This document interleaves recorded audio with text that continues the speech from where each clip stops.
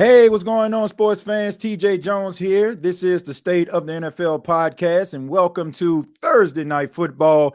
Watch along here. Seattle Seahawks taking on the Arizona Cardinals in NFC West play. As of right now, the Arizona Cardinals are holding on to a 3-0 lead, but we see that the Seattle Seahawks offense is on the move. Back-to-back big plays by Kenneth Walker, the running back for the Seattle Seahawks. Seems like he's running the ball pretty hard on tonight. A lot of excitement has happened over the last few minutes in the first quarter. We've seen an interception that turned into a fumble recovery by Arizona.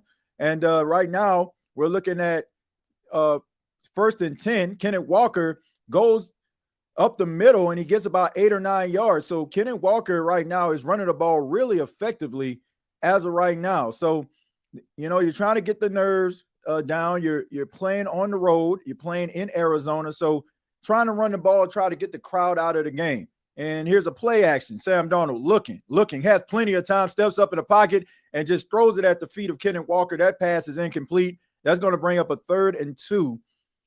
So it seemed like he wanted a down the field throw to Cooper Kupp, but he was well covered. And Sam Darnold decided to throw it at the feet of Kenneth Walker instead of trying to take that risk. But it is a 3rd and 2 for Sam Darnold and the Seattle Seahawks offense trying to convert here and trying to see if they can get this ball into the end zone. They tried to go for it on 4th and 1 earlier in one of their drives, and they tried to hand it off to Charbonnet, and they were stopped. So Kenneth Walker in motion. Here's Sam Darnold in the gun. And, oh, man, that was a tight throw and complete to Cooper Kupp, and that is enough for the first down. The defender jumped in front of the pass, but a little bit too late. Really good concentration there by Cooper Kupp.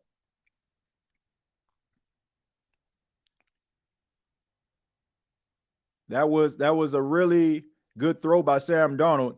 Wilson just jumped in front of it. He read it, but it was a little bit too late. Really tight throw by Sam Darnold. But anyway, 1st and 10. Charbonnet in motion. Darnold. And that is a touchdown. And that is by A.J. Barner.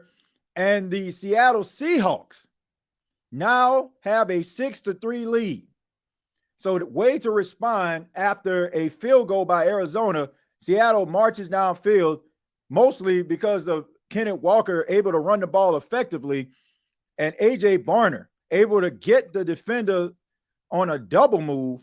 Really good concentration there. Really good touch throw by Sam Darnold to the left side of the end zone. Touchdown. And now we got ourselves a ball game, ladies and gentlemen. And here we go.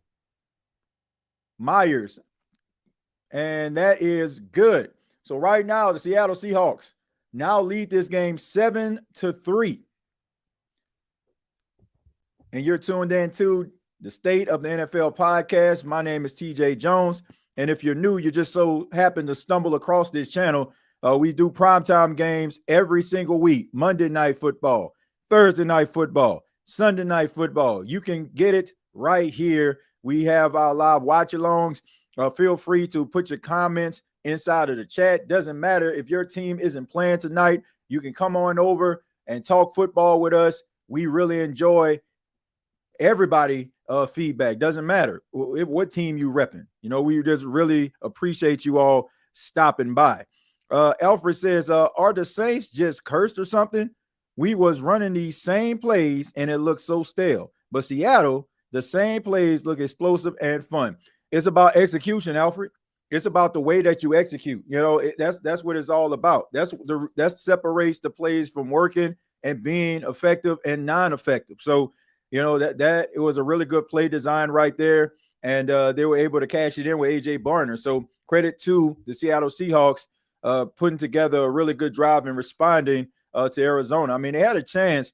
Kyler Murray threw an interception right in the hands of Kobe Bryant. Don't know what happened there, but they were able. I'm talking Arizona was able to get the ball back after Kobe Bryant actually ran into his own teammate. So there's that.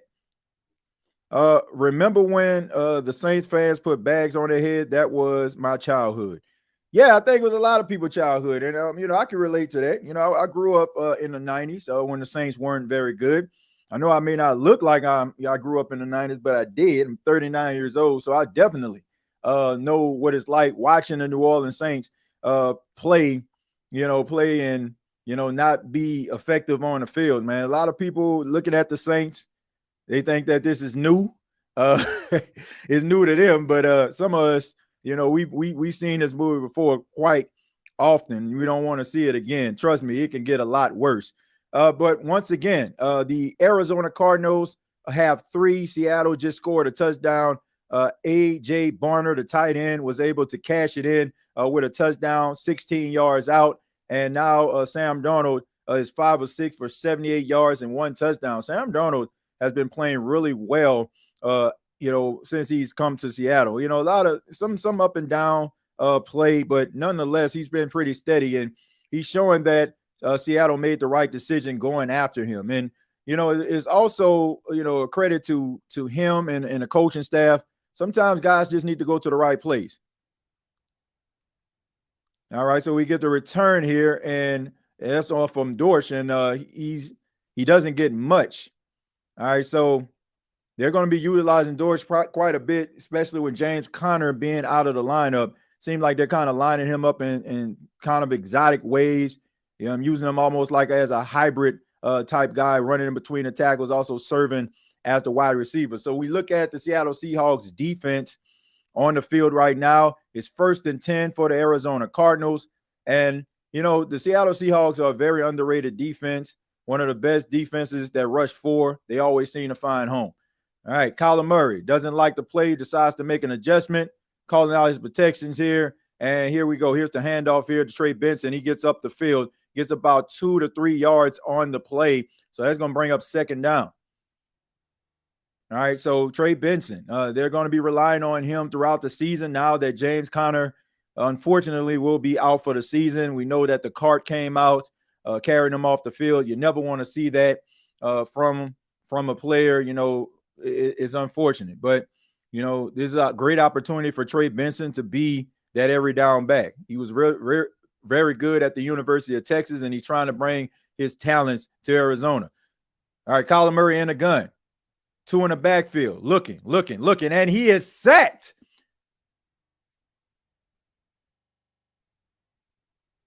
And Wosu right there on the sack.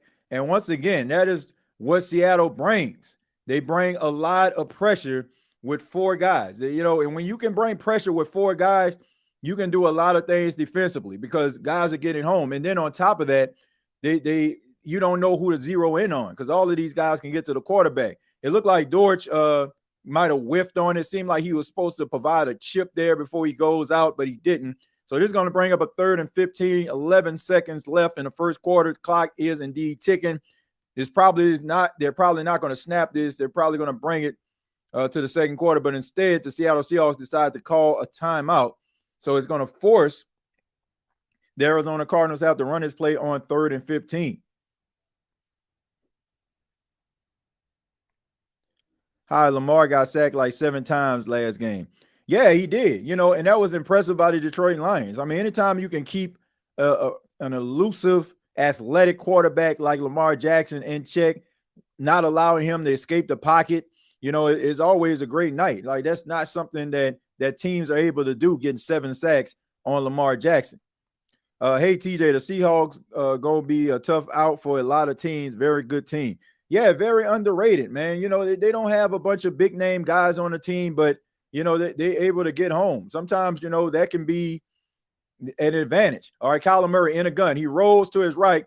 He's under pressure. He tries to scramble, and he just gets out of bounds. He can't throw the ball down the field, so that's going to bring up 4th down, and that is going to be the last play of the first quarter. So when we come back to the start of the second quarter, it's probably going to start with a punt by Arizona. So this is a great opportunity for Seattle to get the ball back and maybe build on this lead.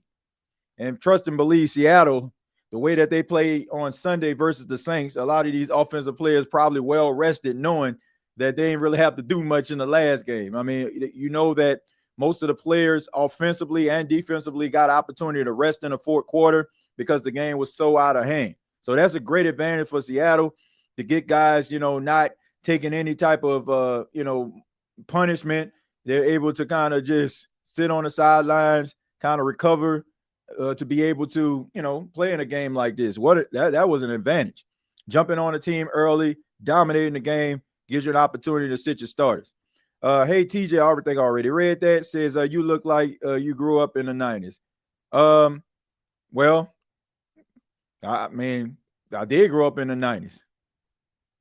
I mean, I don't know what to tell you. I grew up in the 90s, but yeah, I'm 39 years old. But who that records, man, like, yeah, I know, man. You just, hey.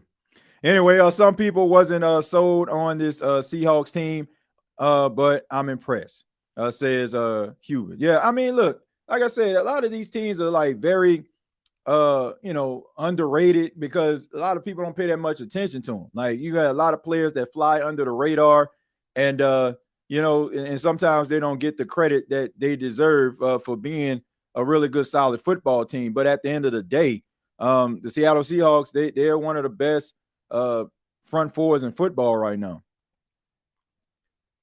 C Styles is laughing. So let's see.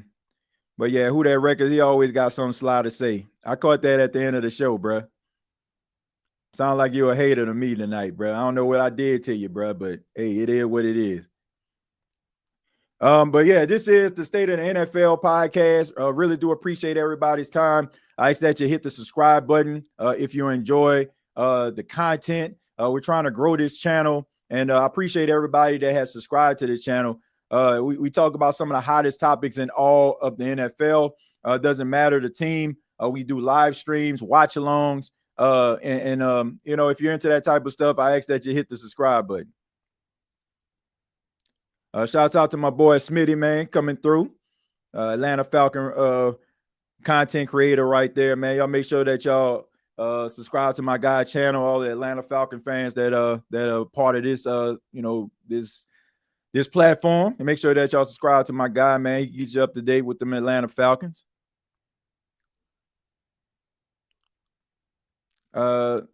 Let's see. It says, Michelle says, do you think the Ravens got a real shot to be in the Super Bowl? Oh, absolutely. Look, man, I mean, the Ravens have got to stop shooting themselves in the foot. It's just the late portions of the game, man, when it's time to like kind of settle down, man. They just always make these crucial mistakes. They got to learn how to close. They have lead late in games, and they allow these teams to get back into it. Like, they got to be able to go out there and execute from start to finish. Like, they had an opportunity against Buffalo. I mean, they had that game well in hand. The score was 40-25. In all case and purposes, like, they're supposed to win that football game, but they didn't. So they got to learn how to close. But I think that I think they'll be okay, man. The Ravens going to be all right. They got a lot of talent on the team. Just got to learn how to close. TJ, still no Chase Young. He didn't practice today again. Yeah, man, I just think that the Saints didn't do themselves any they didn't help themselves out by just saying, oh, man, Chase Young, he going to be all right, and try to minimize the injuries. So now everybody's concerned about that. We got Zach Charbonnet tries to get to the left sidelines, gets a few yards on the play. So Zach Charbonnet missed Sunday's game versus the Saints, but now he's back in the lineup. He was dealing with an injury. So, Charbonnet and Walker are a really good 1-2 punch. Both of these guys are more like power backs. Kenneth Walker gives you a little bit more. But here's Charbonnet up the middle again, and he pounds forward for about 3 or 4 yards, but there is a flag on the play. You got to wonder if this is going to be holding on the offense here. See what the referees got to say. All right, as they deliberate, and it looks like there's going to be holding on this play. Okay, holding on the defense. So that is going to be an automatic first down. So that is on Johnson.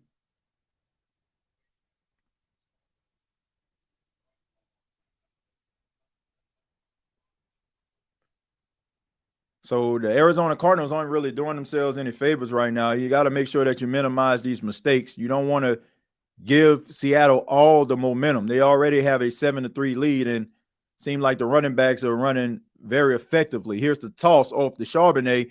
He stops, and they're able to corral him down. They catch him behind the line of scrimmage. So that is Davis Gaither on the tackle there. So really good discipline by the Arizona Cardinals there. But we do have an injury here. It's Wilson, who is on the ground. And it looks like maybe he's a little shaken up. It's like they're looking at his ankle there. So hopefully it's not nothing too serious. Maybe some cramps. Yeah, seems like let's see what's going on here. So Wilson, who seemed like he was a little shaken up on the last play, tried to battle through it, tries to move, and okay, ooh, you don't know what that is right there yet. He stepped on, maybe tweaked his knee a little bit. You hope that is nothing too serious right there. It didn't seem like it was any contact. So as they take a look at Mack Wilson Sr. In his 7th season, hopefully everything is all right as they bring him into the blue tent. All right, so this is going to be 2nd and 12, and we have the Seattle Seahawks holding on to a 7-3 lead here. We look at Jonathan Gannon, head coach of the Arizona Cardinals. Sam Darnold in the gun. He sends Cooper Kupp in motion, and snap. He looks, and he gets sacked by Browning. And Calais Campbell, the ageless wonder, get in on the sack, and Sam Darnold didn't have a chance. I mean, as soon as he got the ball, those guys came around the corner and were able to get him on the ground. So this is going to bring up 3rd down. So really good pressure up the middle by Calais Campbell, and Browning coming around the side, meeting at the quarterback. That is good stuff right there. That's the way that you want your defense to be played. Pressure up the middle, pressure on the side. Keep that quarterback in the pocket. 3rd down and 19 for the Seattle Seahawks. Sam Darnold in the gun. The ball is snapped. Instead, they just give a delayed handoff to Kenneth Walker, and he tries to fight as hard as he can, but doesn't get much, and that's going to bring up 4th down. So a really good stand by the Arizona Cardinals responding. After that defensive holding penalty, they're able to get the Seattle Seahawks off the field, and now Kyler Murray in the offense can possibly come back out here pending anything crazy happens on this punt. I mean, Calais Campbell back with his 2nd stint with the Arizona Cardinals, one of the all-time greats, Walter Payton Man of the Year. I mean, one of those humanitarians, the leaders, not just of this team, but the entire NFL. All right, so Dortch tries to get a return, gets around the side, tries to make a cut, gets to about the 28 or the 29-yard line, and he's saying he was close. I don't know how close he was, but that still was a solid return, making a couple guys miss. So the battle of the birds, Seattle Seahawks, Arizona Cardinals on Thursday Night Football. The Cardinals will never be a consistently successful team because no one wants to play there. The Bidwells are by far the worst owners in the NFL. I mean, look, all it takes, Josh, is a culture change. Like, you say the same thing about a lot of these teams that didn't find prosperity. I can remember before Sean McDermott came to the Buffalo Bills, like people were like, man, who wanna coach the Bills? It seemed like nobody wanted to coach the Bills. And then all of a sudden, you got Josh Allen, you get Sean McDermott, and they start winning football games, and now everybody wants to go there. So all it takes is, some solid quarterback play and some consistency on the team, and guys don't want to come there. At the end of the day, Josh, guys just want to win. They just want to win. All right, I'll be back in 1 second.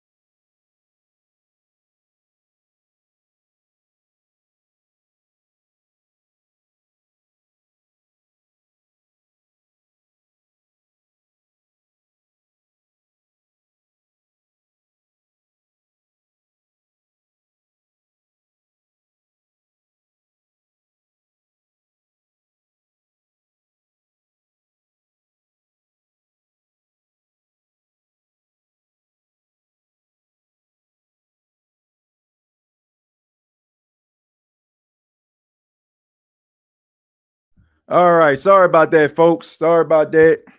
I'm back. Had my DoorDash.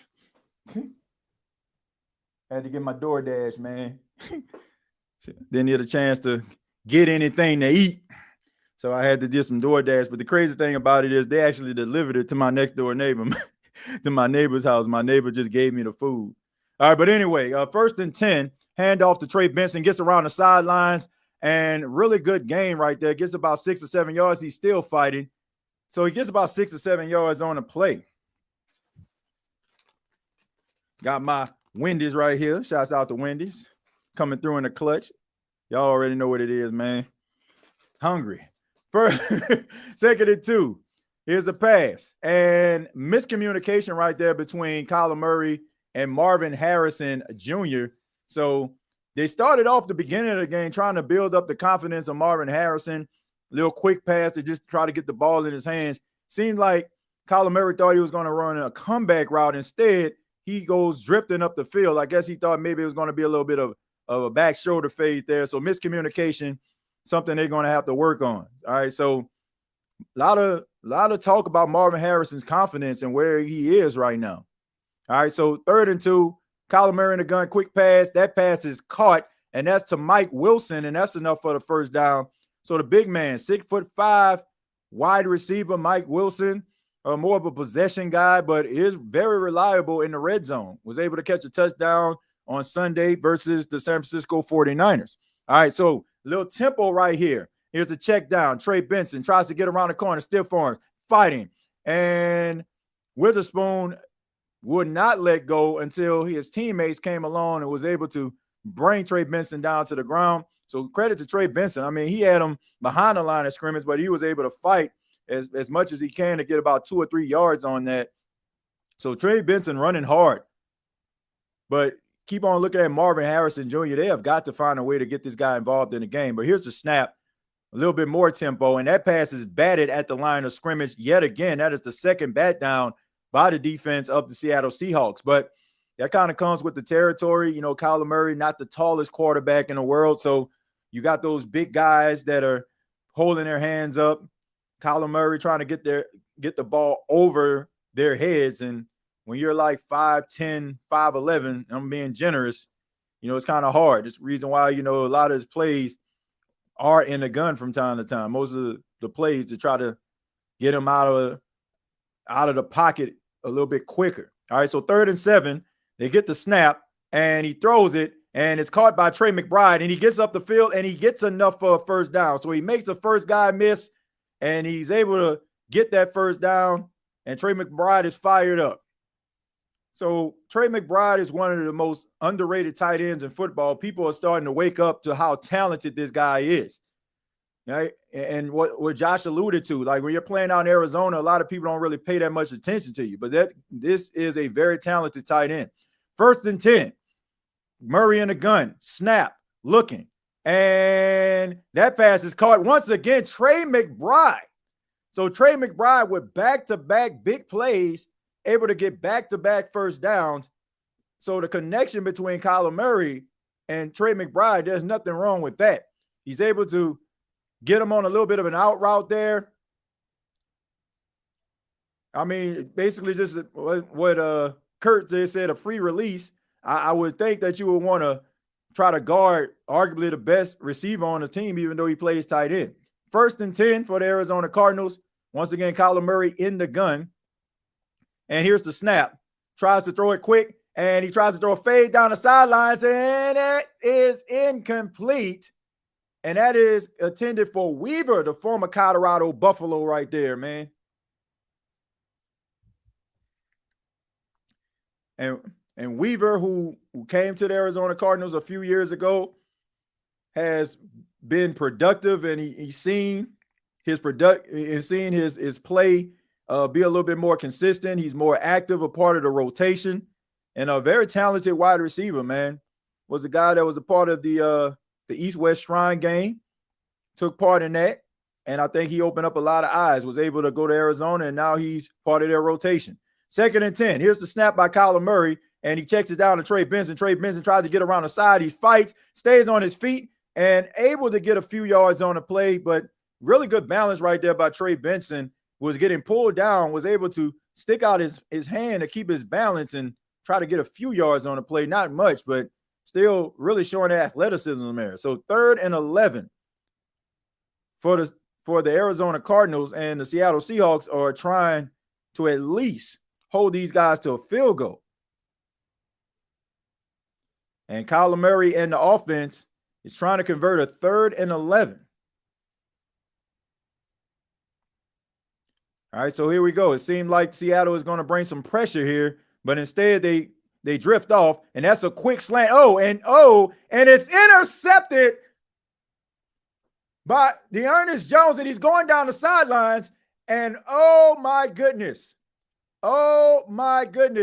Marvin Harrison Jr. had the ball in his hands, and he bobbled it and right into the hands of Jones for the interception. I mean, had him in stride, and Marvin Harrison Jr. just could not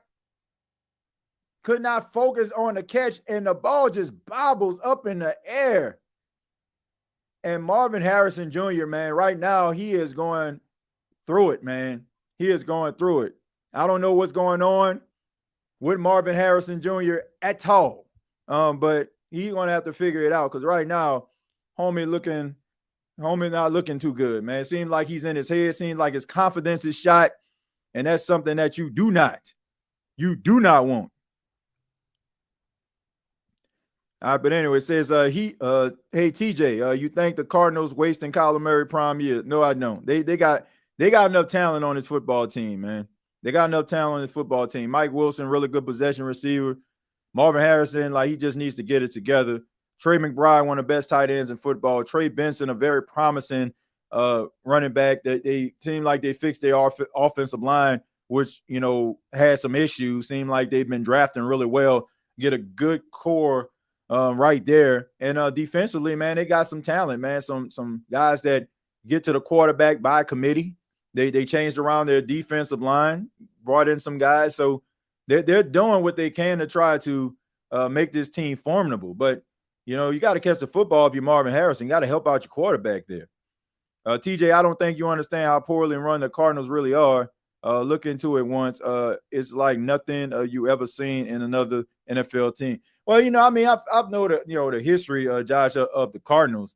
As far as their background and some of the practices and stuff like that, especially like growing up. They weren't very good, but of course, like, man, they found success and have been to the playoffs. They haven't been there in a while, but I think that they got some promise, man. It's not like they don't have any talent. They just got to be able to put it all together. Because he was number one in the draft, he only has one playoff appearance. Yeah, but sometimes, man, you got to put a team around a guy. Like they are starting to put things together for him. But it's gonna take some time. Like I feel like they can make the playoffs this year. They got enough talent to do so. They just got to get it together. Like these type of passes, the miscommunication between Marvin Harrison and Kyler Murray, Marvin Harrison clearly, like I've seen this too many times, man. It's clear that something is affecting him psychologically. And, guys have to be able to bounce, have to shake that kind of stuff off, especially like when you've been told your entire life that you're great, right? And you go through hardships. It's kind of hard for you to kind of deal with it. Play action. Sam Darnold throws it deep down the field, and he tried to get it to Horton, and Horton almost comes down with it.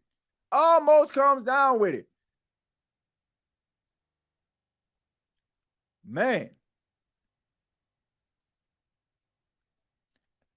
And Melton on a really good play. That just shows you right there, you just do not give up on the play. I mean, he fights, and at the last minute, he puts his hand in there and just knocks it away. And, still battling, still fighting. Really good effort by Torrey Horton, but wasn't able to bring it in. 2nd and 10, Sam Darnold in the gun, looking some more. And he throws it up the field, and that pass is caught. And that's Jake Bobo around this thing.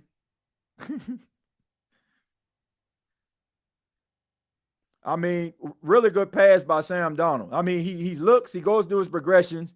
You tell he wanted to go to Njigba there, but instead he goes to about his third read and just able to fit it through there.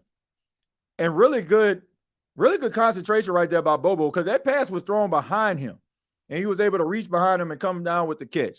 That's a guy that understands he's probably going to get, that's probably going to be his only target of the night. Hand off to Kenny Walker, make somebody miss, gets up the middle, gets about 3 or 4 yards on the play. That's going to bring up second down.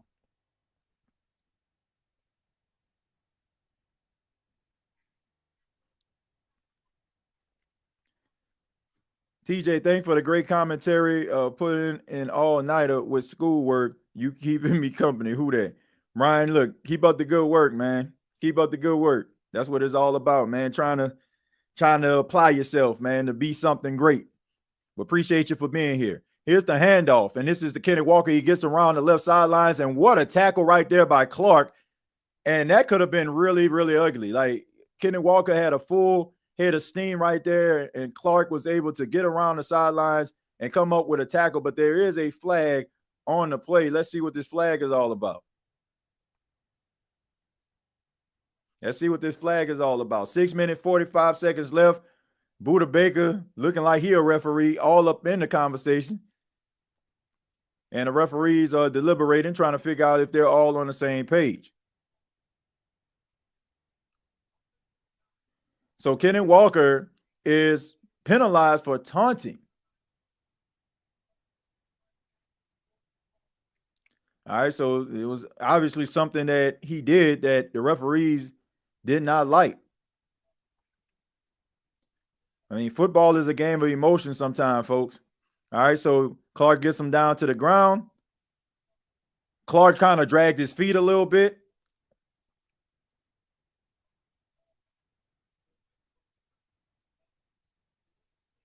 Yeah, I mean, look, I can understand that, but they never see the first guy. They always see the second guy. I can understand why you're upset. You know, you're tugging at a guy's leg. That's his livelihood there. 3rd and 18. Horton in motion. Sam Darnold in the gun. He checks it down to Zach Charbonnet, and he goes absolutely nowhere. The ageless wonder again. Calais Campbell. Still doing it at 39 years old. Still doing it in a major way. Calais Campbell, I believe in his 18th season around this thing. And has no signs of slowing down. Has been a few places, been to Miami, been to the Atlanta Falcons, and now back with the team where his career started, the Arizona Cardinals, and still out there playing. Walter Payton Man of the Year, still leading by example. I mean, these 30-something players, man, they still getting it done. DeAndre Hopkins. I mean, Mario Davis. Calais Campbell. I mean, 30 is the new 20 this season, it seems. I mean, you got Keenan Allen out there with Los Angeles for the Chargers out there doing it in a major way. 30 is the new 20 in the NFL. Ari definitely has enough talent. I guess you mean Arizona definitely has enough talent to win games. Yeah, they definitely do. Cam Jordan, where you at? Cam Jordan, he's still out there doing it, man. I think he had a pretty solid game. Didn't have any sacks. But, I mean, it's kind of hard to have a game when, I mean, Seattle was blowing the doors off the Saints. So, hey, TJ, Kellen inherited these players. He just has one draft and a few free agents. I'll give a coach 2 years to be competitive. Yeah, I don't think anybody needs to fully judge Kellen Moore based on what the Saints can't do with a limited roster. But I do feel like you need to judge him based on how the team looks and how they execute and how disciplined or lack thereof. You got to be able to judge them based on that. If the team looks undisciplined, they lack discipline, you got to make sure that you holding guys accountable for that. But as far as like the talent, no, I don't think people need to just sit up here and let this season define who he is and what he is as a head coach. I mean, it's going to have to take some time there. Because he was number 1 in the draft, he only has one playoff appearance. I think I already read that. I guess we're talking about Kyler Murray there. But look, man, I've been telling people, man, like, we got to stop this. We got to stop this and understand that football is a team sport. Like, you can have a really good quarterback, but you need some pieces around them. And also you need a game plan. Like you need a coach that's going to bring the best out of a player. Like I know we look at these players and we see them playing on a collegiate level and they get drafted, and we think when we draft the players, like all our problems with our favorite team is going to go away. But you need a good offensive line to protect the guy. You need complementary players to be able to catch the football on the outside, running the football. Like you need these things in order for you to generate success. So, I just look at this. I just look at this Arizona team. They haven't really done, they really haven't done like right by Kyler Murray. They just started over the last couple of years really investing in trying to get him some help on the offensive line at the wide receiver position. James Conner came over from the Steelers. He's been doing a formidable job before he got hurt, but got to be able to help him. All right, so here we go. Dortch gets around the sidelines, tries to stiff arm a man, and he gets tackled down. He gets about 2 yards on the play. That could have ended up being stopped in the backfield, so credit to him getting up the field.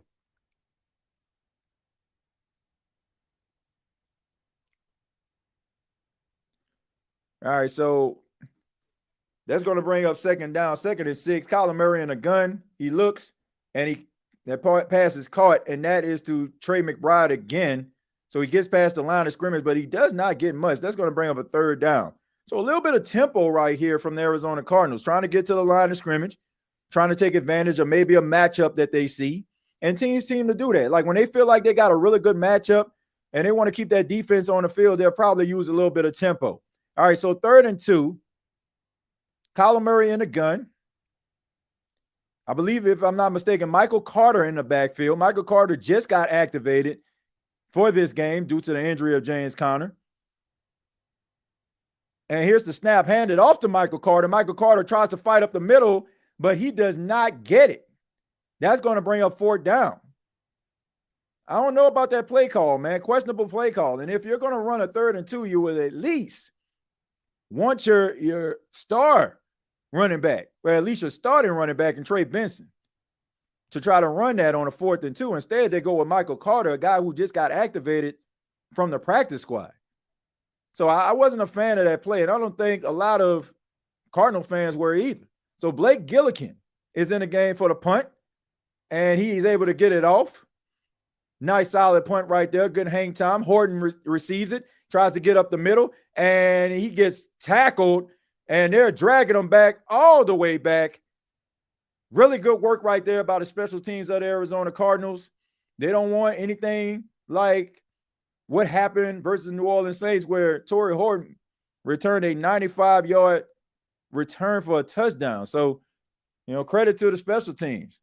Who would have thought? Special teams actually trying to do things that are special. Who would have thought?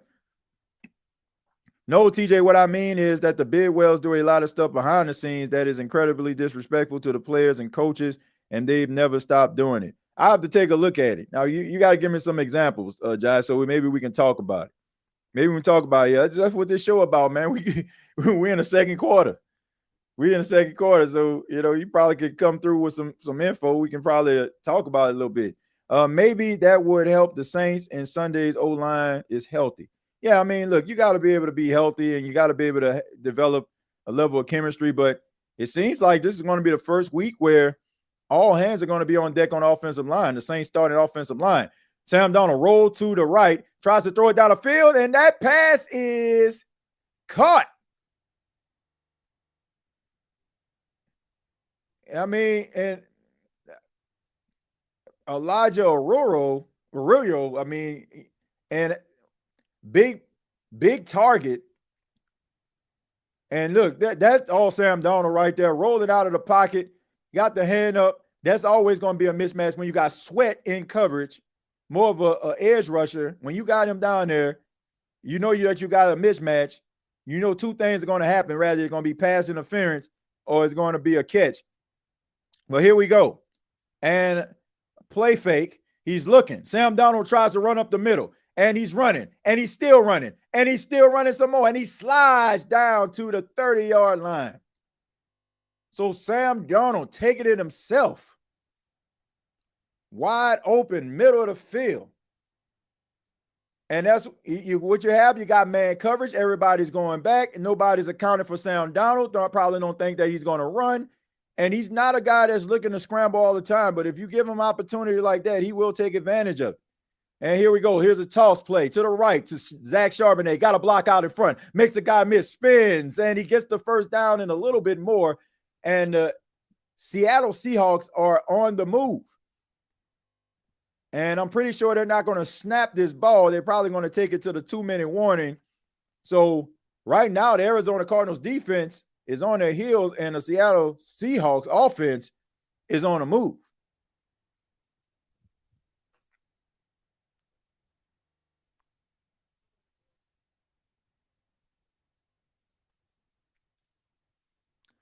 Just stopping through to hit the like button and show support. Y'all be safe. I'm going to catch y'all next time. Cartel, I appreciate it, man. Thank you for stopping by. Appreciate your love, man. Good coaching is almost more important than the players, in my opinion. I agree, man. You know, if you don't have a good coach, no matter how talented a player is, you know, you're not going to get the best out of them, you know. And, you know, you want your best case scenario is a good coach, good player combination.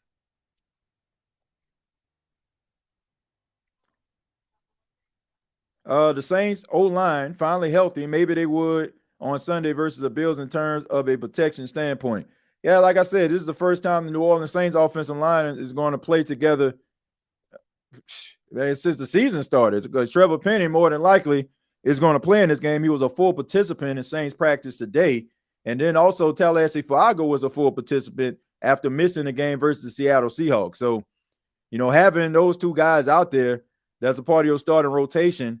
The guys that had the chemistry and getting the reps during the offseason together, you know, you want to be able to have those guys out there, you know, gelling together. Third down back in defense, likely thinking pass. Yeah. Or, you know, the Cards saw that 95-yard punt return and said, oh, hell no. I agree. That's why you got to watch the tape.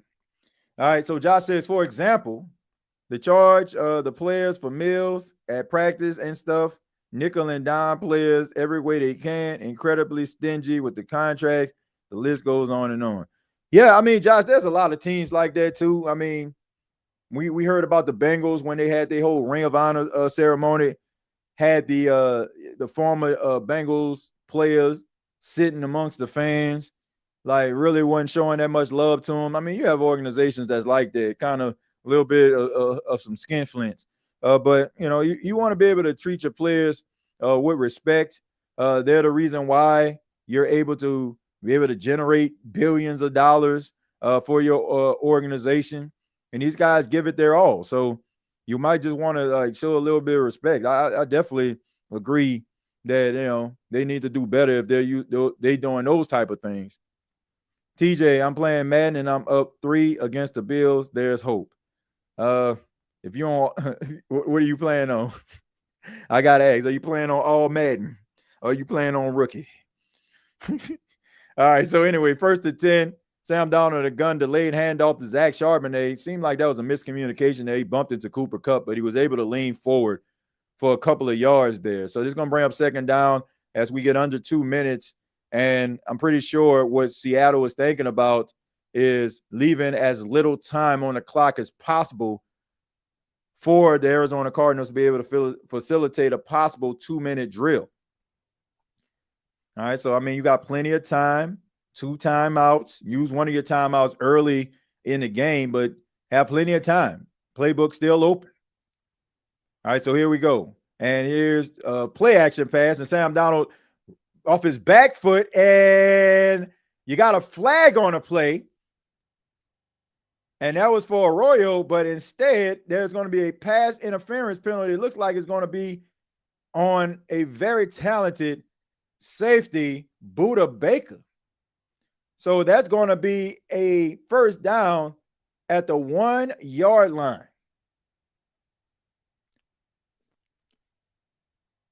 So, I mean, that was clearly pass interference. I mean, Buda Baker, one of the best safeties in football, but even the best sometimes gets called for a penalty like that. I mean, he didn't even know what a football was. Sam Darnold basically just trying to give his receiver a chance throws the ball off his back foot and just hoping that two things happen, a touchdown or a penalty. And that seems to be the case, a penalty. So they're at the 1 yard line. Arroyo in motion, and he trips. Sam Darnold trips on a handoff to Zach Charbonnet, and that could have affected the play, but this is going to bring up 2nd down and goal. So it's pretty obvious that the Seattle Seahawks are riding with Zach Charbonnet right now. Mike McDonald holding Kenneth Walker accountable. We haven't seen him since he got that unsportsmanlike conduct penalty. That is what you need to do, no matter how talented the player is. You got to be able to hold them accountable. And we have seen Zach Charbonnet the majority of this drive. So let's see if they can punch this in. If you're Arizona, you want to try to hold these guys to a field goal. If you're the Seattle Seahawks, you're trying to get this ball into the end zone. All right, so 2nd and goal here. Zach Charbonnet still in the game. And it goes on a play fake and tries to throw down the middle, and that pass is incomplete. So that was really good coverage right there. That was really good coverage right there. I know Arroyo was looking for a flag there, but you're not going to get it there. Really good, solid coverage there. So got him on a rollout.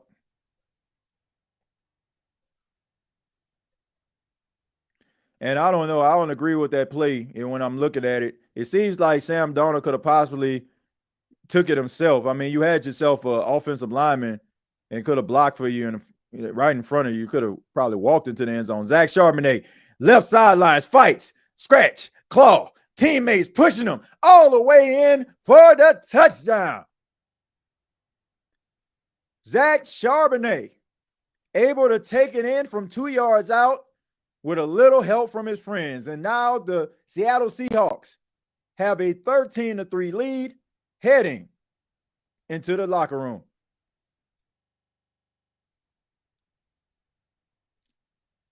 I mean, Melton was able to kind of force him out, didn't have enough help. You had the offensive lineman, the tight end, was able to help Charbonnet into the end zone. And now Myers is trying to kick it and is up, and it is good.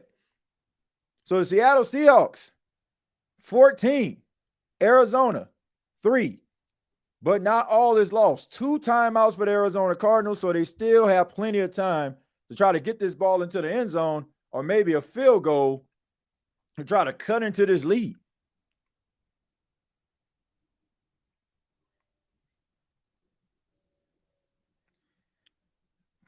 TJ, man, we need a win Sunday, bro. In a major way. Now, TJ, all pro. This will build confidence. Same touchdown on the Saints, Clint. Yeah, that was a really good play right there. Is that the Clint Kubiak that the Saints got rid of? That's the same one. Sam playing pretty good lately. Yeah, I mean, seemed like, the combination between Clint Kubiak as the play caller and the quarterback, Sam Darnold, but Sam Darnold kind of started the season last year with the Vikings like this. It was like towards the end of the season, that's when he started to kind of taper off. So I don't know if it maybe the long haul of the season was affecting him or something, but he started off the season with the Vikings like this. TJ, when you have time, Google complaints about the bid wheels and prayer complains about the bid wheels that's been treating players like dirt for almost 100 years. I'm going to have to check that out. You got me intrigued, Josh. You already know, man. I'm always looking for those like little facts like that. Yeah, so that seemed interesting. I'm going to have to check that out.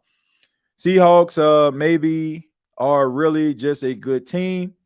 I told them to be more middle of the pack, but they ain't looking like it. That's what I'm saying. Like, man, I know a lot of people weren't giving these guys credit, man. That's why you got to do your research, man. You got to do your homework on these teams, man.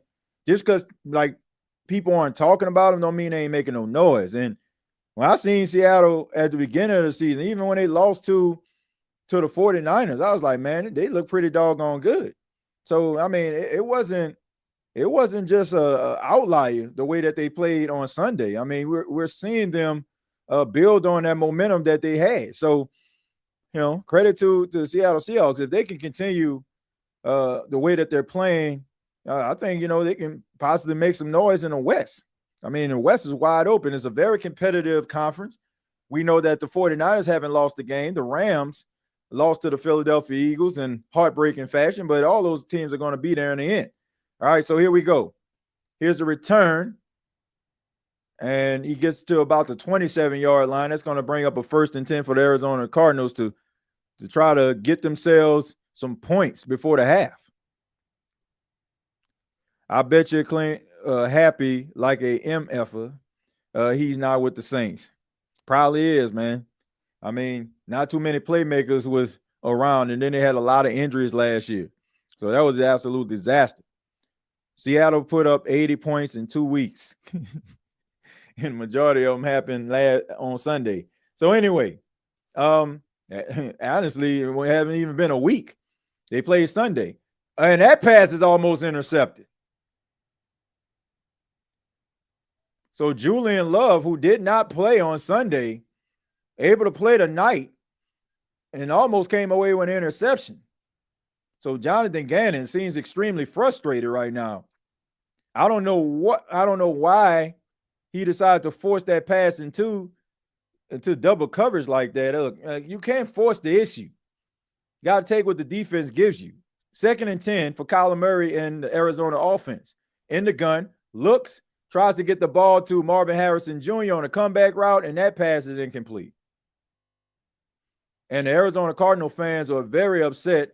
You can hear a little bit of the boo birds tonight. Not very happy with the offensive play calling. So right now, the Seattle Seahawks have the Arizona Cardinals on the ropes. Halftime adjustments are greatly needed by the Arizona Cardinals. 3rd and 10. And if you're Seattle, if you get a stop here, you got 2 timeouts. You get yourself a pretty solid return here. You could probably add some more points on the board. So here we go. Kyler Murray in the gun. Quick pass off to Dortch. Dortch gets around the side, and he gets the 1st down and gets smacked by Kobe Bryant. But he has enough for the 1st down. So move those chains, ladies and gentlemen. A timeout by the Arizona Cardinals. Jonathan Gannon, I mean, he's the type of guy, you don't know what the hell he thinks. He's looking like he's upset. It looked like he could be just contemplating. I don't know what the heck going on. So next Thursday is another NFC West showdown. The rest of the NFC West, the counterparts of these two teams, the San Francisco 49ers and the Los Angeles Rams.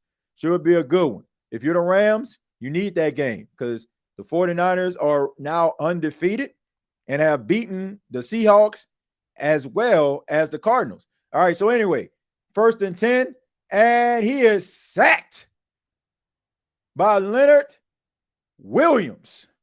Big Lenny bringing down Kyler Murray, and that's going to bring up a 2nd down. Kyler Murray is trying to get the troops back to the line of scrimmage, trying to hold on to that timeout. Here's the snap on a 2nd and 17. He steps up in the pocket, and he's going to take it himself, and he's going to go ahead and slide, and you might as well just go ahead and call the timeout here, but instead they're just going to go ahead and let this thing click all the way down, and no, they're just going to go ahead and call a timeout with about 2 seconds left. So the Arizona Cardinal fans are not happy. What the heck took so long for you to call that timeout if that's what you were going to do?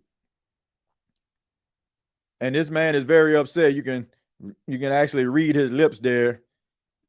Definitely not for the kids, what he just said. And Arizona Cardinals fans are just extremely frustrated. They know that they got the talent. They know they have the ability to be able to get it done with the players that they have, but just not their night.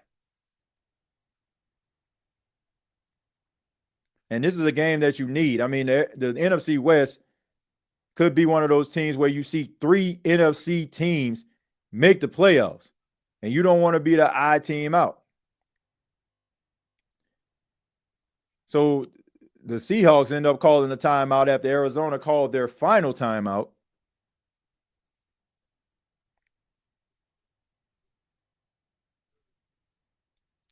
The home crowd booing them. Yeah, they booing them. I mean, can you blame them? I mean, miscommunication, bad throws.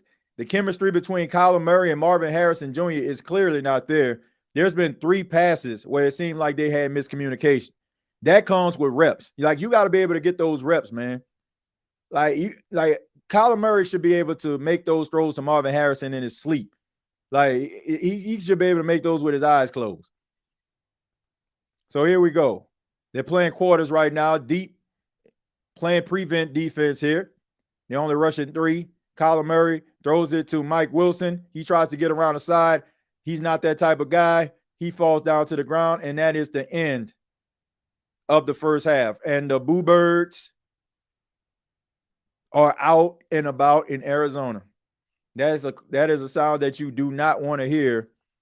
And if you're a visiting team, that's exactly what you want to hear, because you know that the crowd is more than likely not going to be a factor because of them being disgruntled.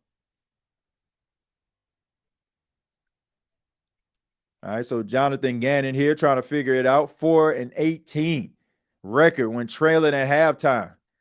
Not what you want to see. So you got to believe that homie seat is getting a little bit hot. And it's apropos that he's actually coaching in Arizona because, it's pretty hot there as well. All right, so at the half, Seattle Seahawks, 14. Arizona Cardinals, 3. I'm going to read some of y'all comments, and then we're going to go ahead and take a brief break. I'm going to eat my Baconator that's been sitting here for the last few minutes. And we're going to be back at the start of the second half. All right, but let me go ahead and read some of your comments here. It says, 75 points. Yep, 75 points in what, about 4 days? 0-3 in NFC West is what you don't want to be. I bet the Hawks to win despite being underdogs, been balling. I don't understand how they underdogs in this game. Still mad we passed on Lamar and Jordan Love. Shaking my head, yeah. But you live and you learn, man. The home crowd booing them. Man, the NFL is not the same when your team sucks. I agree, Corey. But it's good to see some teams that can execute and do things well. It's good to see some good football. And it's also good to see some teams that are dealing with some struggles. It makes you understand that it's not just you, not just your team going through it, right? I wish we had this Arizona week 1, them boys looking off. Sometimes prevent you from winning. Yeah. Harrison Jr. is thinking too much about catching. Yeah.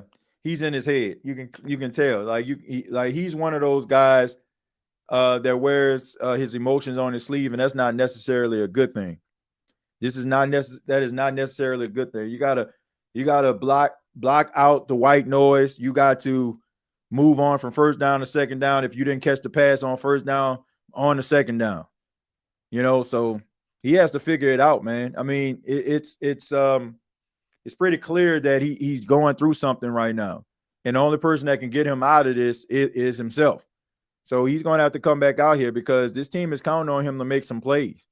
I mean, they drafted him very high. They want him to be that number 1 receiver. And right now, he's not doing it. TJ, do you have a second favorite team behind the Saints? No, man. To be honest with you, I really don't, man. I mean, there's some teams I enjoy and watch play. Of course, the Baltimore Ravens are one of them. Buffalo is another. But, to say that I have a favorite team, no, absolutely not. But, look, I enjoy watching good football. That's what it's all about to me. Like, if a team can execute well, they come up with, like, some exotic plays offensively and defensively. I just like watching them play. And, now that, I'm coaching now, my son's team, like I'm always like looking at football and play concepts. So it's always like good to see teams that can execute at the highest level. Do you follow colleagues? Yeah, absolutely. Do I follow college or colleagues? Do I follow colleges? I guess he meant colleges. I'm looking at that wrong. I'm doing the college. But like I follow my colleagues and I also follow college football as well. Absolutely. I follow college football. I watch it quite a bit. I mean, this is my first year not covering the team. I covered Coastal Carolina for the last 2 seasons. It was just a lot on my plate. I could have covered them this year, but just had a lot going on with the podcast for the Saints, doing Bleacher Report and other ventures that I had. I didn't have time to be able to cover them. But yeah, man, definitely cover and look at college football. Good football really starts in November. Yeah, I mean that's when you really find out, Ronald, what type of team you have, what type of team that you want to be. Like sometimes, like in the first 3 or 4 weeks of the season, teams are still trying to figure out what they want to bring to the table. Late October, early November, that's when teams should have it figured out, and you can kind of tell who the contenders and who the pretenders are. So I definitely agree with you on that. All right, but we're going to go ahead and take a brief break, but we'll be back at the start of the second half. Go ahead and get yourself something to drink, something to eat, and let's meet back in the second half right here on the State of NFL podcast. All right, we'll be right back.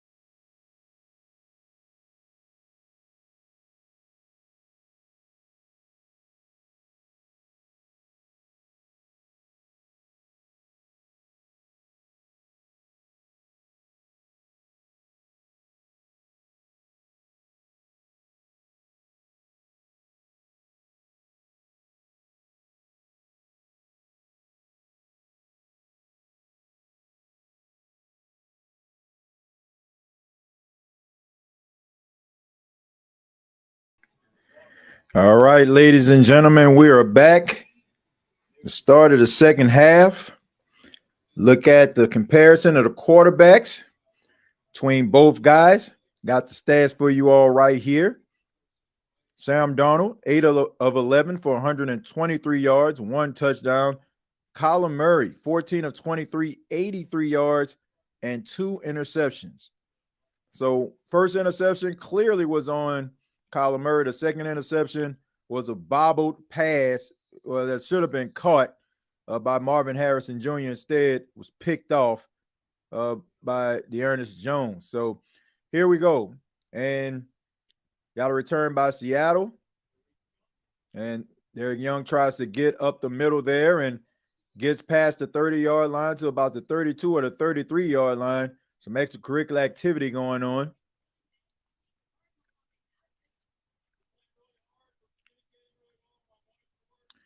All right, so get back on screen here. Hope everybody's having a good night so far. If you just tuned in, this is the live watch along of Thursday Night Football, NFC West foes, Seattle Seahawks and Arizona Cardinals. The Arizona Cardinals are trailing the Seattle Seahawks 14-3, and Seattle gets the ball to start the third quarter. And it's going to start with a play action pass, looking, and wait a minute, the ball pops out, but it's picked up by the Seattle Seahawks. I believe that Sherbert, so he's able to get on the football. So Sweat was able to get around that corner, knock the ball out of the hands of Sam Darnold. He did not feel that, able to get past Charles Cross. Charles Cross tried to do everything he can, include tried to hold Sweat towards the end. And the tight end is able to get on the football. So Sherbert is able to get on the football, and that could have been really ugly right there. Jackson Smith-Njigba in motion, and he goes around on the end around, able to get around the corner there, and he gets knocked out of bounds right before he gets to the first down mark. So Jackson Smith-Njigba has been relatively quiet tonight, not really active in this game as much as he was on Sunday and has been throughout the season, has really emerged as that number one receiver for the Seattle Seahawks, living up to that potential. They're relying on him to be that number one guy since, of course, DK Metcalf is no longer with the team, and you have a lot of other talented wide receivers on the team. Of course, we know Cooper Kupp coming over from the Rams, playing for his hometown team, and also Torrey Horton, the rookie out of Colorado State. So here we go. Roll to the right there, and he throws it. That pass is caught. So A.J. Barner again. So once again, I mean, really good coverage so far tonight on Jackson Smith-Njigba. I mean, they are on him. They understand what type of impact he has if he gets going. So credit to the Seattle Seahawks understanding that they wanted to try to get him out of the game. So trying to get him involved. And Kenneth Walker tried to get around the corner and stiff arms a guy, takes him with him, but really good defense right there. Not able to get Kenneth Walker started. He was able to get 1 yard on a play. But you have to find a way to get Jackson Smith-Njigba involved in this game. Like, I like the end around just to try to get his hands on the football, just to try to get him involved. But you're going to have to find a way to get this guy open. And I'm interested to see what Clint Kubiak's offense can do in the second half. He's been having a hard time getting those adjustments, although, they've been having really good offensive success throughout the season. All right, so Sam Darnold in the gun looking. And that pass is caught. They go right back to A.J. Barner, and he gets close to the first down, but that's going to set up a third down for the Seattle Seahawks, and this is a big third down for the Arizona Cardinals defense. You cannot afford for Seattle to get any more points right now, at least until your offense is able to get back out there to maybe cut into this lead. Sam Darnold covering his ears, having a hard time hearing the play call, able to get the play call out. All right, so more of a little bit of a jumbo set here, wondering if they're actually going to run the football. And they hand it off here to Zach Charbonnet, and he leans forward, and he gets enough for the first down. So go with the jumbo set. and they're able to get the first down with Zach Charbonnet. So really good play calling so far to come out of the locker room by the Seattle Seahawks. They understand that they have Arizona on the ropes. The crowd is out of the game. They're not very happy about what they see so far in the first half. So you want to leave them very little hope that a comeback is on the horizon. Sam Darnold steps up and he gets sacked. So really good play right there by Robinson, able to get in on Sam Darnold. And Sam Darnold,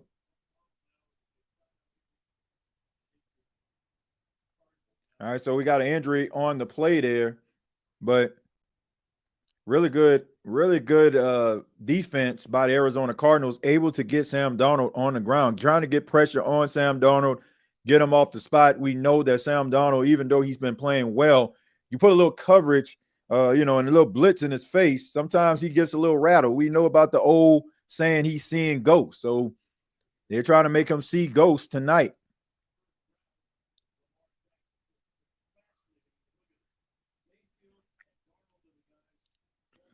All right, so here we go. It says, do you got NBA 2K26 on Xbox Series X? TJ, I need to get one. Nah, I don't have it. I don't have the 2K, man. To be honest with you, man, I mean, I think I played the video game for the first time last night, and I don't know, in like the last 3 weeks or something like that. And that's because the house was quiet and it was around 12 o'clock last night. And I was just trying to play it just to unwind, man. But nah, I don't have it, man. I don't have it. Hey, TJ, what would you say if the Saints beat the Bills Sunday? I mean, I would be absolutely shocked. I mean, what can I say? Yippee, That's all I can say, but I would be shocked. 2nd and 15. Sam Darnold in the gun, tosses off to Kenneth Walker. He just around the corner, and he tries to fight, and he takes Buda Baker with him for about a few yards, and it's going to bring up a 3rd down. So once again, 3rd down for the Seattle Seahawks, and the Arizona Cardinals need to be able to get off the field. Now they're bringing up Baker Mayfield, playing some of his best football right now. And right now, the Tampa Bay Buccaneers are undefeated football team at 3-0. Got a big matchup against the Philadelphia Eagles coming up this Sunday. All right, 3rd and 11. Horton in motion. Looking. That pass is caught by Zach Charbonnet, and he gets wrestled down to the ground. And that's going to bring up a 4th down. So he gets really close to the sticks. And this might be one of those. Okay, so I thought maybe they would have went for it, but instead they're going to go with the field goal. So Myers is going to come out to kick a field goal. This is a pretty accurate kicker here, 85%. Then a 44-yard attempt, and one of the best in the business right here. So here we go. Snap, placement, kick on the way, and it is good. Made it look easy. So the Seattle Seahawks add to their lead 17-3. So the Arizona Cardinals, down 14, are going to get a chance to go to work.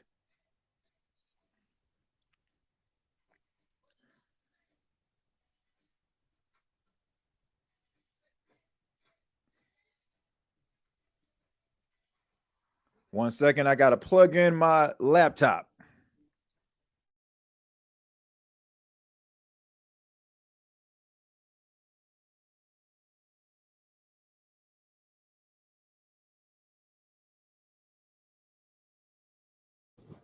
Show was about to end before it was supposed to. And I just got a notification I had 10% on my laptop, man. I thought maybe it was plugged in. Looked down and it wasn't plugged in. Arizona Cardinals defense are dogs, TJ. Yeah, they're getting pressure, man. But the offense got to be able to help out this defense. They've been on the field too long. Let's hope it gets to 4-0 on Sunday. I mean, if you beat the Philadelphia Eagles on Sunday, if you're the Tampa Bay Buccaneers, I mean, man, you really got to be taken serious as a contender in the NFC. The Eagles better beat the hell out of the Bucs. I haven't seen, like, the Eagles have won football games, and of course they're undefeated now, but I haven't seen a dominant performance by Philly. I haven't seen a dominant performance by Philly this season. I mean, they show that they're a scrappy team. You know, they're scrappy. They go out there. You know, they do what they have to do to win. But I haven't seen an impressive victory by Philly this season. 17-3 Seattle Seahawks with the lead. Says, I feel like a missed opportunity for Seattle not getting 7. Well, look, I mean, you're getting points and you're pulling away, and now it's a 2-touchdown lead that you have. So the way that the defense has been playing tonight, by the Seattle Seahawks, they're not afraid. They're not afraid to go out there and, go toe-to-toe with the offense of Arizona. Arizona hasn't really done anything. If Drew thinks the Eagles' offense boring, I can only imagine what he thinks about ours. I mean, he probably just think that it's non-existent like most Saints fans do, right? Yeah, so here we go, man. This is a big possession for the Arizona Cardinals. I mean, big, huge. All right, so Myers kicks it off, and it's going to be returned here. And Dortch tries to get around the side. He gets to the 30, still plowing forward. So he's probably going to get to about the 33 or the 34-yard line. So that's really good field position to start it off. And Marvin Harrison Jr., man, they're just showing the connection or lack thereof between him and quarterback Kyler Murray. Like this is a guy who is losing his confidence. This is a guy that doesn't have confidence right now. And like I said, I mean, when you're a guy who has been one of the best at your position and you've been told that you're great your entire life, and now you're out there going through growing pains, man, you got to figure it out. So hopefully he can get it together, because Arizona needs this guy. All right, so Kyler Murray under center on a 1st and 10. Hands off to Trey Benson. He tries to get around the side, and he gets tackled down. He gets past the line of scrimmage, maybe gets 1 yard, maybe 2 on the play. So this is going to bring up a 2nd down. So the running game of the Arizona Cardinals, even though they have tried to run the football tonight, and right now Trey Benson has 5 carries for 25 yards. He has a 5-yard average, but hasn't really been effective. So he tries to throw the ball down the field to Mike Wilson, and they're going to call a flag on the play. So that's going to be a pass interference. I mean, I don't know if that pass was catchable or not, but you're holding on to him, and they're going to call that every time.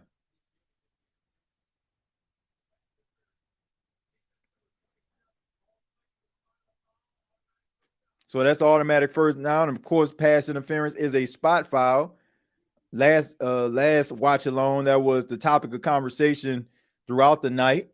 Should the pass interference penalty in the NFL be a spot foul, or should they follow the rules of college football where it's a 15-yard penalty? But to me, I feel like they want these type of plays to be spot fouls, because it keeps the possibility of having points on the board for a team that may be trailing, or, may be building on a lead. Trey Benson leans forward. It gets about 3 or 4 yards on the play.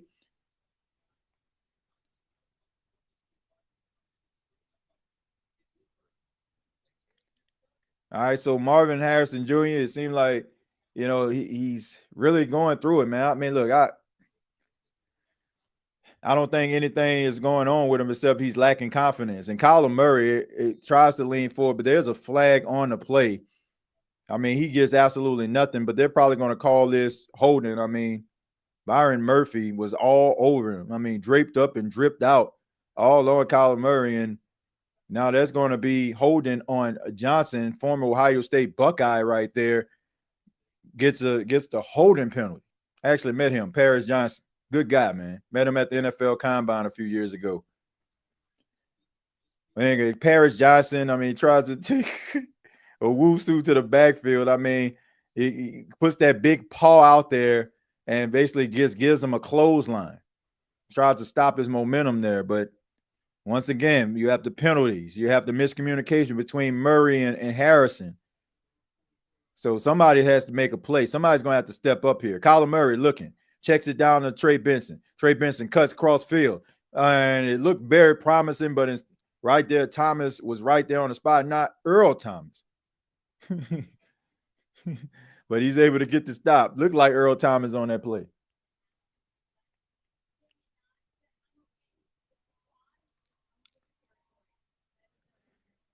Is the Saints need the quarterback from the replacement players?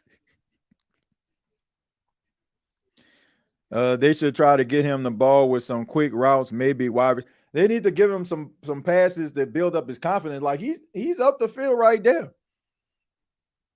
So if you can get him like a screen pass or something like that. All right, so he flushed out of the pocket. Kyler Murray just throws the ball away, and that pass is incomplete on a 3rd and 14. So you know the crowd isn't going to like that. And you can hear the Boo Birds. They are not happy at what they're seeing tonight from their offense. Come on, man. Get out that man face. He's just trying to eat his popcorn there. Come on, Arizona. Step it up on the field and throw the ball to the receivers for real. Like, yeah, it just looks like a rough night for the Arizona Cardinals. And I definitely don't agree. I definitely don't agree with the play calling so far. Like, you got to be able to get the ball into this young man's hands. He's a big, powerful guy. How about get some wide receiver screens going or something? And Blake Gillikin is able to get it off, and that's going to be a fair catch by Horton. So that's going to be like a 1st and 10 for the Seattle Seahawks, maybe on the 12 or the 13-yard line. So Sam Darnold and the Seattle offense back out to try to put a nail in a coffin and call it a night. Maybe they'll get an opportunity to rest some of their starters again like they did last game. The way that this game is going doesn't seem like Arizona offense has any answer for the Seattle's defense. Doesn't feel like there's any rhythm on Arizona play calling. Yeah, it really doesn't. It just seems like there's no rhyme, no reason. It seems like they're just basically just out there going through the motions. And, you know, football, once again, it's the game of emotions. Like, you have to have your emotions in check. You got to be able to have that chemistry. So it's pretty clear what Seattle is doing, man. They're neutralizing Trey McBride, making sure that he's not a factor. And they understand that Marvin Harrison Jr. is kind of going through it. So, you know, it just seems like, you know, they're trying to just bracket Trey McBride. And if you do that, then none of those other wide receivers are capable right now of beating them, especially if Marvin Harrison Jr. is playing the way that he is right now. Shouts out to Reggie becoming a YouTube member. Thank you, Reggie. I appreciate that. Thank you for subscribing to the channel. And if you're new, I'll ask that you hit the subscribe button. We do this every single primetime game, live stream, NFL games, Monday Night Football, Thursday Night Football, Sunday Night Football. You'll be able to catch it here on the State of the NFL podcast. So make sure that you subscribe to the channel. What I'm going to do is I'm going to go ahead and put that link inside of the comments so you can be able to subscribe to the State of the NFL podcast if you have not already.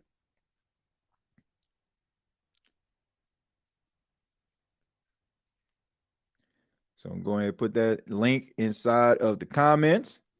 And like I said, if you're into sports talk, if you're into live watch alongs, having a good time, just covering the NFL, you know, looking around the league, maybe you just need some motivation that maybe your team can look like this one day, or maybe you're just looking at scouting the competition. You can do that here on the State of the NFL podcast. But thank you, Reggie, for subscribing, man. I appreciate that. Gregory says, how did we lose to the Cardinals, TJ? They're looking bad right now. But also, Greg, this is the divisional game. Everybody knows where the bodies are buried. Everybody knows what the tendencies are.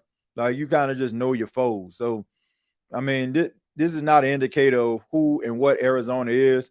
It's just the fact that, you know, Seattle is a division rival, so they understand what this team is do. And here's another end around by Jackson Smith and Jigba, and he gets tackled right away. Big time tackle right there and gets them behind the line of scrimmage. So rough night for Jackson Smith and Jigba. Seattle trying to get them involved, but it doesn't seem like it's working. And this defense of the Arizona Cardinals are doing everything that they can to try to make sure that this team is still in it. But the Arizona Cardinals offense has got to put some points on the board. If you're the offensive coordinator, you got to be calling your best plays. The Seattle offense is, pushing this ball down the field, and Arizona Cardinals defense is trying to do everything that they can to stop them. All right, so here we go. Sam Darnold throws the ball. This pass is caught by Cooper Kupp, and he's tackled in the backfield by Zay Collins, the former University of Tulsa linebacker. Xavier Collins, Guy's really a really talented linebacker. So Xavier Collins making plays right there. All right, so Sam Darnold, you're talking about him being 28 years old. That's pretty incredible, man. It seems like he's been in the league forever. And he's still in his 20s. All right, so 3rd and 10. Arizona trying to get a stop, trying to get these guys off the field. And that pass is thrown and knocked away by Melton. Tried to get it to Cooper Kupp, and really good coverage right there. So really good defensive stand. 3 and out for the Arizona Cardinals. So now this offense has got to respond. Halftime adjustments were made by the defense. Now these adjustments have to be made by the offense. They're trying to stay in this game. They're trying to keep them motivated. They're trying to fight. This offense has got to find a way to get these guys some points. They got to do their part. All right, and that kick was out of bounds. Not the best kick I've ever seen in my entire life. Referee still walking some more. Looks like he's going to put that ball at about the 35 or 40-yard line. So not a really good punt right there, and it's going to set up Arizona with some really good field position. They got to take advantage of it. They got to take advantage of it, man.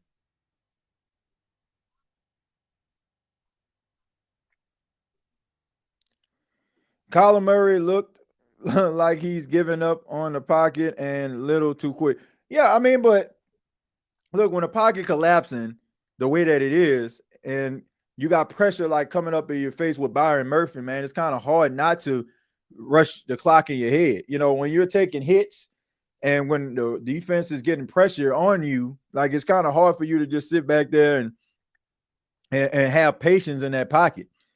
Like he has that clock in his head, and it seems like it's kind of sped up. So that's the reason why he's trying to get the ball out of his hands real quickly. But when guys aren't getting getting open or getting free, so it's kind of hard for you to stand in that pocket when you have a defense like Seattle providing pressure. I didn't know Sam Darnold was that young. Feel like dude was around with Peyton Manning. That's what I'm saying. I feel like he's been around forever, man. Feel like he's been around forever. You look at guys like Patrick Mahomes, and he's 30, and I want to say Baker. Man, Baker was 29 or 30, something like that. So I mean, it seems like he's just been in the NFL forever. Yeah, Baker's 30 years old. Sam Darnold is 28. That's unbelievable, man. It seems like he should be older than that. Been around, bounced around quite a few teams. Seems like he's found some stability over the last couple of years at the quarterback position. Seems like amazing things happen when you lead the state of New York and you no longer become a New York quarterback, rather it's the Jets or the Giants. No disrespect to my Jets and Giant fans out there, but it seems like you all put too much pressure on these players. And, when they leave, it seems like, oh, whoo, I'm good, right? Look at Daniel Jones right now, as they call him, Indiana Jones. Look at Sam Darnold. Look at Geno Smith. Not look at Geno Smith, but not look at him this year. But over the last couple of years, he was pretty steady as Seattle quarterback. Just seemed like good things happen when guys that lead the state of New York. I guess they don't want to be dealing with those sharks in the water that's called the sports media out there. All right, so anyway, 1st and 10 for the Arizona Cardinals. You got Dortch in motion, and he looks and he checks it down to Trey McBride, he gets a few yards on the play, but if you're Kyler Murray, you're just happy to get a completion, man. It seemed like it's been a minute since he actually completed a pass to somebody. All right, so, man, you got to find a way to get Marvin Harrison Jr. involved. Like, try to do a wide receiver screen. Try to see if he can actually barrel forward, use some power. Use some power to be able to get forward or something, lean forward. You got to get too many yards. Just get the ball in his hands. All right, so anyway, Kyler Murray in the gun. Trey Benson in the backfield. He's looking, and he completes it to Trey Benson. Trey Benson gets enough for the first down. So a much-needed first down for the Arizona Cardinals. Like, you got to be able to keep this drive alive. You have got to come away with some points. Even if you only get a field goal on this drive, you got to be able to sustain this drive. And if you're Jonathan Gannon, you might want to make this 4-down territory regardless of how this pans out. Kyler Murray in the gun, throws it, and that pass is complete to Marvin Harrison Jr. Woolen saying that he was out, but Marvin Harrison Jr. completes the pass, and the crowd goes wild, and it was a much-needed completion. So hopefully that can help build this guy's confidence, as he's been struggling with that over the last couple of weeks. And he's able to get both feet down. Really good toe tap right there by Marvin Harrison. And let's see if that actually can be the start of him building up his confidence. All right, so here we go. Kyler Murray under center on his 1st and 10. And it's a flea flicker, and it does not work. Seattle's defense was all over that. They tried to go for a deep shot. Byron Murphy and crew was like, no, sir. No, sir.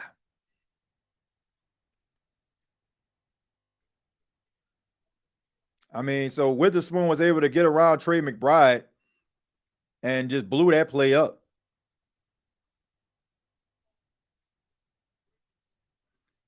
I say Trey Benson tried to get that flea flicker going, but I can understand why they tried to go for it, but tried to catch him off guard. But all right, so anyway, 2nd and 17, Kyler Murray rushing for his life, pushing it down the field, and he probably didn't even get back to the line of scrimmage on that play. That's going to be a loss.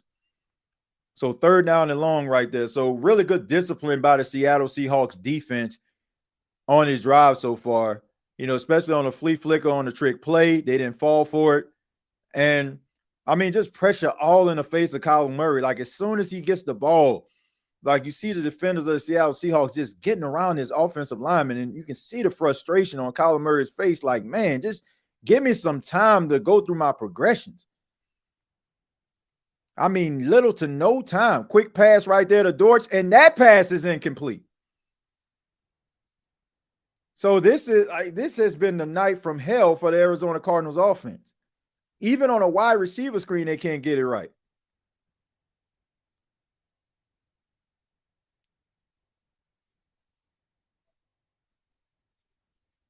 I mean, it's just been a rough night all in all. I mean, seems like nobody can make a play. Kyler Murray is trying to get the ball to the receivers. They're dropping passes. They're not focused. All right, so here we go. You need something here. All right, so we got a 57-yard field goal right here. Snap, placement, kick on the way, and it is good. 57-yard field goal, and it looked like he could have made it from 67. And look, may not be the way that you wanted to get points, but, man, you needed something. You needed a spark or something. All right, so here we go. Looking at the cover, I mean, pretty much bracketed all across the board. There's nowhere to go with the football. Nobody is getting open. Nobody is getting open. I mean, credit to the secondary of the Seattle Seahawks. I mean, they got that thing on click-clack, on lock. There's nowhere for Kyler Murray to put that football. TJ, the Raiders beat the Commanders 62-3, and many consider the Raiders O-line to be the best in the country right now. The Raiders? The Raiders? You talking about the Las Vegas Raiders? I don't know, man. I don't know. But I mean, they got some really good offensive lines out here, man. Cardinals fans sounded like us last year on a Thursday night. Yeah. People tired of it, man.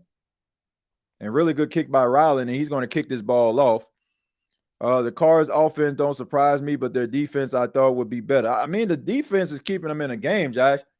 To be honest with you, like, their defense is keeping them in the game. They're the ones that's giving these guys a chance. I mean, you force a 3 and out. They're playing pretty disciplined, and they've given the Arizona Cardinals offense, they've given their counterparts opportunities to be able to push the ball down the field. Just the play calling has been pretty stale tonight. And it seems like they just don't have an answer. Man, these Seahawks fans about to make us curse an hour ago. They talking all that noise because they beat the Saints last Sunday. Well, look, man, look, they got a right to talk. And look, I ain't got nothing against no Seattle Seahawks fans because, look, man, they passionate fans just like, you know, many of these blue-collar, football towns. They love their football. And it's like some of the kindest people, man, that you're going to meet, people in Seattle. They just love their football team. You know, and it's just like, you know, if you're a Saints fan or you're a Bucks fan or you're Seattle, you know, Arizona Cardinal fan, like, you love your football team and, you know, you want them to do well and you're going to support them. At least you should. Now that I watched these two play, it is far-fetched to say that we are tanking on the sneak. Yeah, I mean, the way the New Orleans Saints been looking lately, I mean, maybe the fact that they haven't been as aggressive at fixing certain issues on the team, going out, getting free agents to maybe, give you more production than maybe a young, inexperienced guy would. Incomplete pass intended for Jackson Smith-Njigba on a second down. That's going to bring up 3rd and 6. But, yeah, I mean, maybe that's the case, you know, but that's something that I guess Saints fans want, right? They want to see, you know, maybe be picking in the top 3 to get a quarterback of the future, an impactful player. So, maybe you're going to finally get what you asked for. Because the way the New Orleans Saints look, I can tell you right now, not much winning going to be going on in New Orleans. Not this season, at least. 3rd and 6 for the Seattle Seahawks. Cooper Kupp in motion. Sam Darnold in the gun. Zach Charbonnet in the backfield picks up the blitz, and that pass is caught by Jackson Smith-Njigba, and that's enough for a first down. And believe it or not, that may be his first reception of the night, unless they were calling that end around a reception. So finally, Jackson Smith-Njigba, he's breathing a sigh of relief. These two Ohio State standouts have had a rough night. Marvin Harrison Jr. and Jackson Smith-Njigba have had a rough out. So wide receiver U has not showed up tonight. 13 seconds. Here's the handoff to Kenneth Walker. He tries to get around the side, and he gets absolutely nothing. You got Goodlow on the play. The defensive tackle able to get in there and just bring Kenneth Walker down to the ground. All right, so 17-6 at the end of the 3rd quarter. 4th quarter, ladies and gentlemen, go ahead and put them 4s up in the air with your boy. 4th quarter. Here on the State of the NFL podcast, TJ Jones with you all on this Thursday night edition. Arizona Cardinals versus the Seattle Seahawks, NFC West rivalries, trying to take a step closer to trying to win the NFC West. And right now, the Arizona Cardinals are not looking too good right now. Do you guys see our punter goofball gave up? Saints have more coaches, players, and GMs across the NFL. Yeah, and it seems like they find success in other places. Ain't that something? Seattle Seahawks offense is a dog, TJ. I mean, they got some good things going for them. You know, I mean, they got some talented players, but I think there's still some more meat on the bone there. Like I do. I really do, Jeremiah. I think they still got some meat on the bone. I still don't think they scratched the surface just yet. See Olave a nothing burger. Hey, TJ, besides 2009 Super Bowl team, what was your favorite Saints team? Go back to 2011, 2018. That's what I was saying. I think that the 2018 Saints was better than the 2009 Saints. I'm serious. I know the 2009 Saints won the Super Bowl, but I think the 2018 Saints were better. I think that the 2018 Saints was the best Saints team they ever had. I'm serious. Like, we all know what happened in 2018. Saints should have been in a Super Bowl. Y'all know what happened. Kubiak still can't make adjustments from the looks of it. That's what I said. That's what I wanted to pay attention to. Still can't make those adjustments in the second half. The Cards need a more intimidating logo. Colors are cool, but they need to add some sharp teeth to the bird mouth or something and make the helmet red or black. Well, I mean, look. I mean, it's only so many ways you can make a Cardinal look intimidating. When open his mouth or something like that, like Louisville Cardinal or something. I don't know. I like the 2011 Saints, TJ. Yeah, I mean, yeah, they had a high-powered offense, but I think when it all comes down to it, like when it comes to defense and offense, like if the offense had a down game, the defense was able to step up in 2018. If the defense was lacking, the offense can be able to step up and be able to win those football games. Like I could think about like the game versus the Pittsburgh Steelers, right? That was a game where the defense like really, allow Ben Roethlisberger and the Steelers to really go out there and eat. Now, it took like a defensive play in the end to win that football game, but the offense kept them in that thing. All right, but anyway, here we go. 2nd and 15 for the Seattle Seahawks. Sam Darnold on the gun. He throws the ball, and he gets it off to Cooper Kupp. He stiff arms, and he gets knocked out of bounds by Buda Baker, but not before he probably gets about 10 yards on the play. So this is going to set up a very manageable 3rd down. So you're trying to get off the field on 3rd down. You're trying to get the ball back to the Arizona Cardinals offense. Let's see what they do here on a 3rd and 4. Sam Darnold making adjustments here at the line of scrimmage, calling out his protections, trying to make sure that he has the best play call possible to try to execute here. Snap. Sam Darnold in the gun, looking, goes through his progressions. And he tries to get out the pocket. There's a flag on a play. He tries to run, and he gets knocked out of bounds, and he will not get the 1st down. And there is a flag on a play, but Sam Darnold is saying that this is going to be on Arizona Cardinals.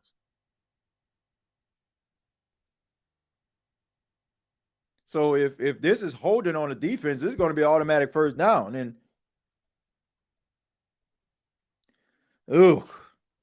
and that is on Thompson with the hold. And man, that is not what you need right now. So Seattle marches on, get an automatic 1st down.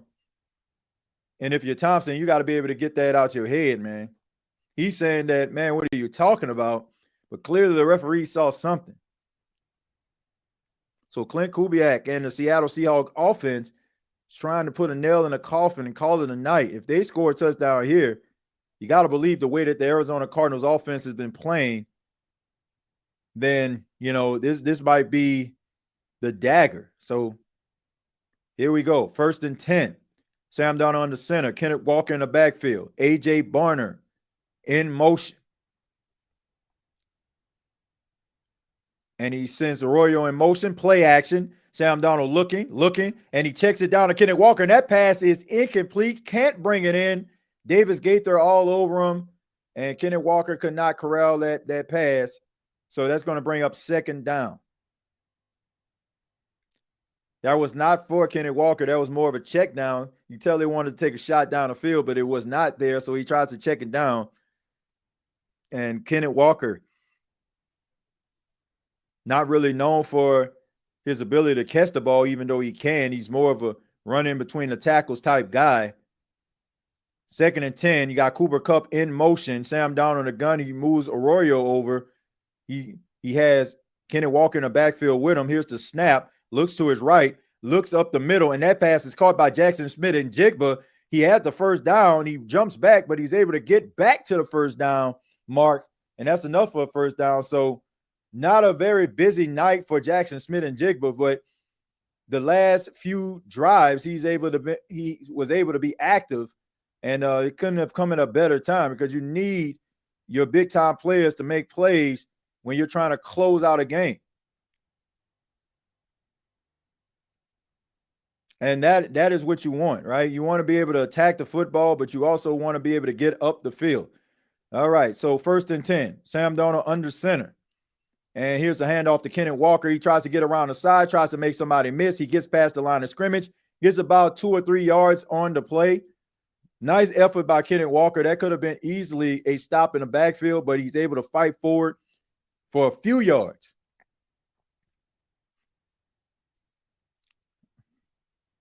All right, so Sam Darnold, 15 of 21, 181 yards, a workman-like night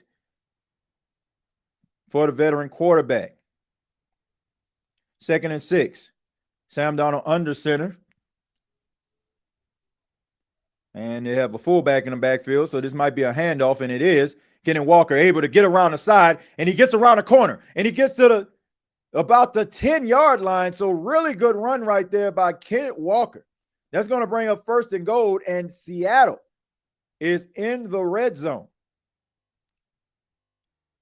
So, I mean, this is classic I formation type stuff here. So he gets it, puts his foot in the ground, able to cut back to the left, gets around the corner, and gets some big-time yards on the play. Really good block right there by the guard, and Kenneth Walker is able to get around that sidelines.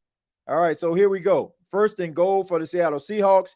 They hand the ball off. This is the Zach Charbonnet. He puts his foot in the ground, cuts back, and he's in for the touchdown, but hold the phone. There's a flag on the play, and from the looks of Zach Charbonnet's face, it is going to be holding on Seattle.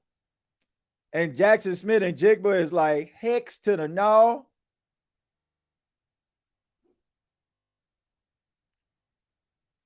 And Jackson Smith-Njigba was all up in the referee's face. He did not like it. The referee gave him a stoic look. I don't know if I agree with that or not. He's calling it a holding penalty. Seemed like he was trying to get upfield. Seemed like they kind of collided into one another. Jackson Smith-Njigba like, man, what the heck is you talking about? You tripping? My next question is, why did Jackson Smith-Njigba have a Dallas Cowboys star on his hand? On his bicep. I get another story for another day.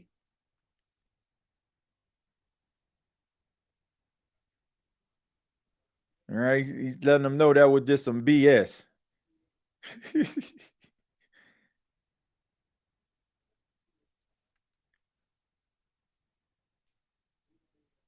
All right, so Thompson, who was responsible for that holding penalty that kept his drive alive, is a little shaken up on the play. He's going to go to the sidelines. Man. Hey, TJ, what you thought about the Saints during the Aaron Brooks days? I mean, I was happy they won their first playoff game, but more so than not, I felt like, it wasn't all sunshine and rainbows. I'll just keep it at that. A lot of pre-snap motion. Yeah, I mean, that's what you get from a Clint Kubiak's offense. Of course, a lot of you already know that. For those that are tuning in over on the State of the Saints podcast channel, Clint Kubiak, former offensive coordinator of the Saints.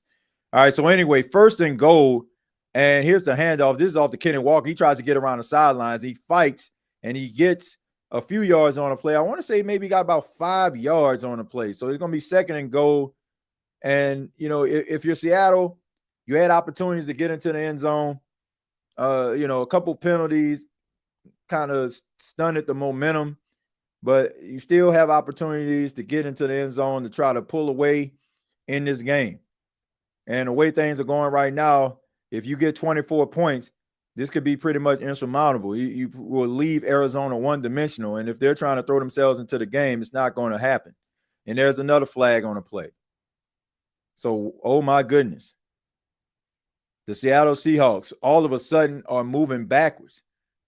So we get a false start penalty on Schubert, the blocking tight end. And, I mean, this started off as a very promising 1st and goal, and then all of a sudden you get yourself a holding penalty on Jackson Smith-Njigba. You get yourself a holding penalty on Schubert. And now you're going backwards. So Seattle has got to get it under control here. Because right now you're just moonwalking backwards. This is a long 2nd and goal. All right, so here we go. Sam Darnold in the gun. And this is a handoff to Kenneth Walker. Kenneth Walker tries to spin around, and I don't know why in the world he did that, because he just rolled right into the hands of Zaven Collins. Right into his hands. Like, I don't understand that. Like, trying to do a little bit too much. Trying to be a little bit too cute right there, man. Like, get up the field. All right. So you tried to spin off the defender there. I just don't understand that. Like, you spin right into the hands of Collins. So I don't get it. I don't understand that. I don't get it. And justifiably so, the running back coach all up in his grill. Like, what the hell are you doing? Like, sometimes, man, you just got to get up the field. Like, everybody, you can't be Barry Sanders or Reggie Bush. All right, so here we go. Cooper Kupp gets a little motion around there. Tried to get him on the wide receiver screen, and they get nothing on that play. So really good stand right there with the combination of good defense and undisciplined play. The Seattle Seahawks are going to have to settle for a Jason Myers field goal. And if you're Seattle, like, you're ticked off right now because you had an opportunity to really put a stranglehold on this game, but undisciplined play by the offense, moving backwards, cost this team some points. And, of course, the controversial, I'll call it that, Jackson Smith-Njigba holding call that negated a Zach Charbonnet touchdown. His second touchdown would have been his second touchdown of the night. So a 31-yard attempt by Jason Myers up, and pretty chip shot field goal for a really accurate guy. It is good. So 20-6, Seattle has the lead over the Arizona Cardinals. So right now, still got a 2-touchdown lead. Plenty of time for the Arizona Cardinals to try to get themselves back into this game.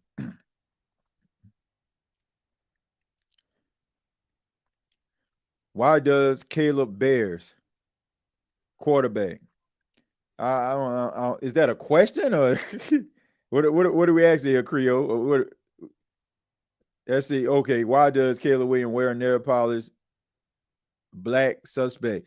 Look, I don't know, man. I mean, that's just a modern day, Gen Z type guy. You know what I'm saying? Like, you see a lot of these young Gen Zs be out here with the fingernail polish on. I mean, I don't get it, but hey, that's their thing. No flags in the red zone. Schubert sucks. He a good blocking tight end, but Clint Kubiak obsession with running Walker needs to be studied. I mean, look, I understand why he running a Walker is working, but that last run by Walker, I don't know what the heck he was doing. Let's see. Trizzy says Seahawks defense is legit, and Marvin Harrison has a case of the yips. Absolutely, man. What's going on, Trizzy? Thank you for being here, man. Yeah, I mean, he definitely has a case of the yips right now. He's definitely in his head. Chosen said, TJ, have you had a chance to check out wide receiver Denzel Boston? No, I haven't had a chance to really check out Denzel Boston. I haven't really had a chance to really check this guy out. I mean, I think that you were asking me about him quite a bit. Let's take a look, man. I mean, I know him. He's the wide receiver from the University of Washington. I mean, he has the size. I want to say maybe like 6'3", 6'4", something like that. Big, big target guy, big 50-50 ball guy. Heard a lot of positive things about him. Haven't really got a chance to watch any film on him, but I plan on maybe checking him out and a few more wide receivers out this weekend.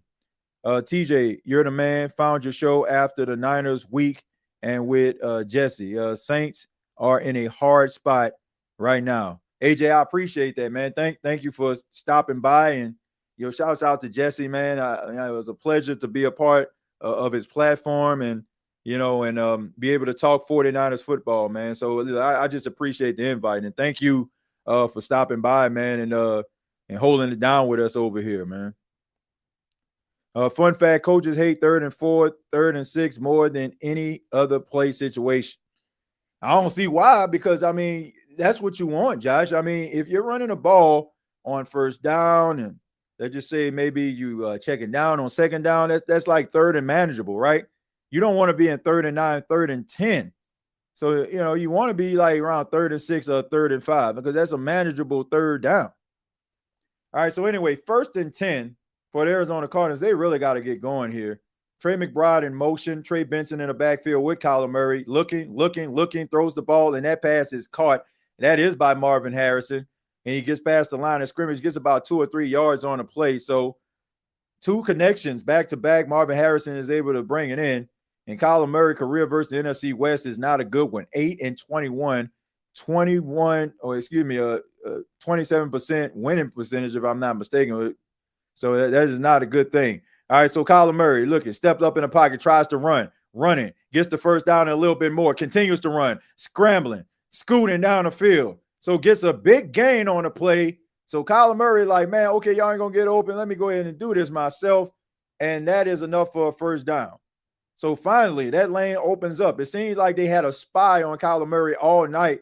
This time, you have the linebacker goes back in coverage. He probably more than likely was a spy, and Kyler Murray is taking advantage of this. All right, in the gun. Kyler Murray rolling, gets there, and he slides down. What in the world is going on here? I don't know, man. Kyler Murray seems like there's more meat on the bone for him, but he just giving himself up a little bit too quickly. I can understand you don't want to absorb any type of punishment, but, man, it's the fourth quarter, man. You got to be able to go out here and try to put the team on your back here, the way they were playing tonight.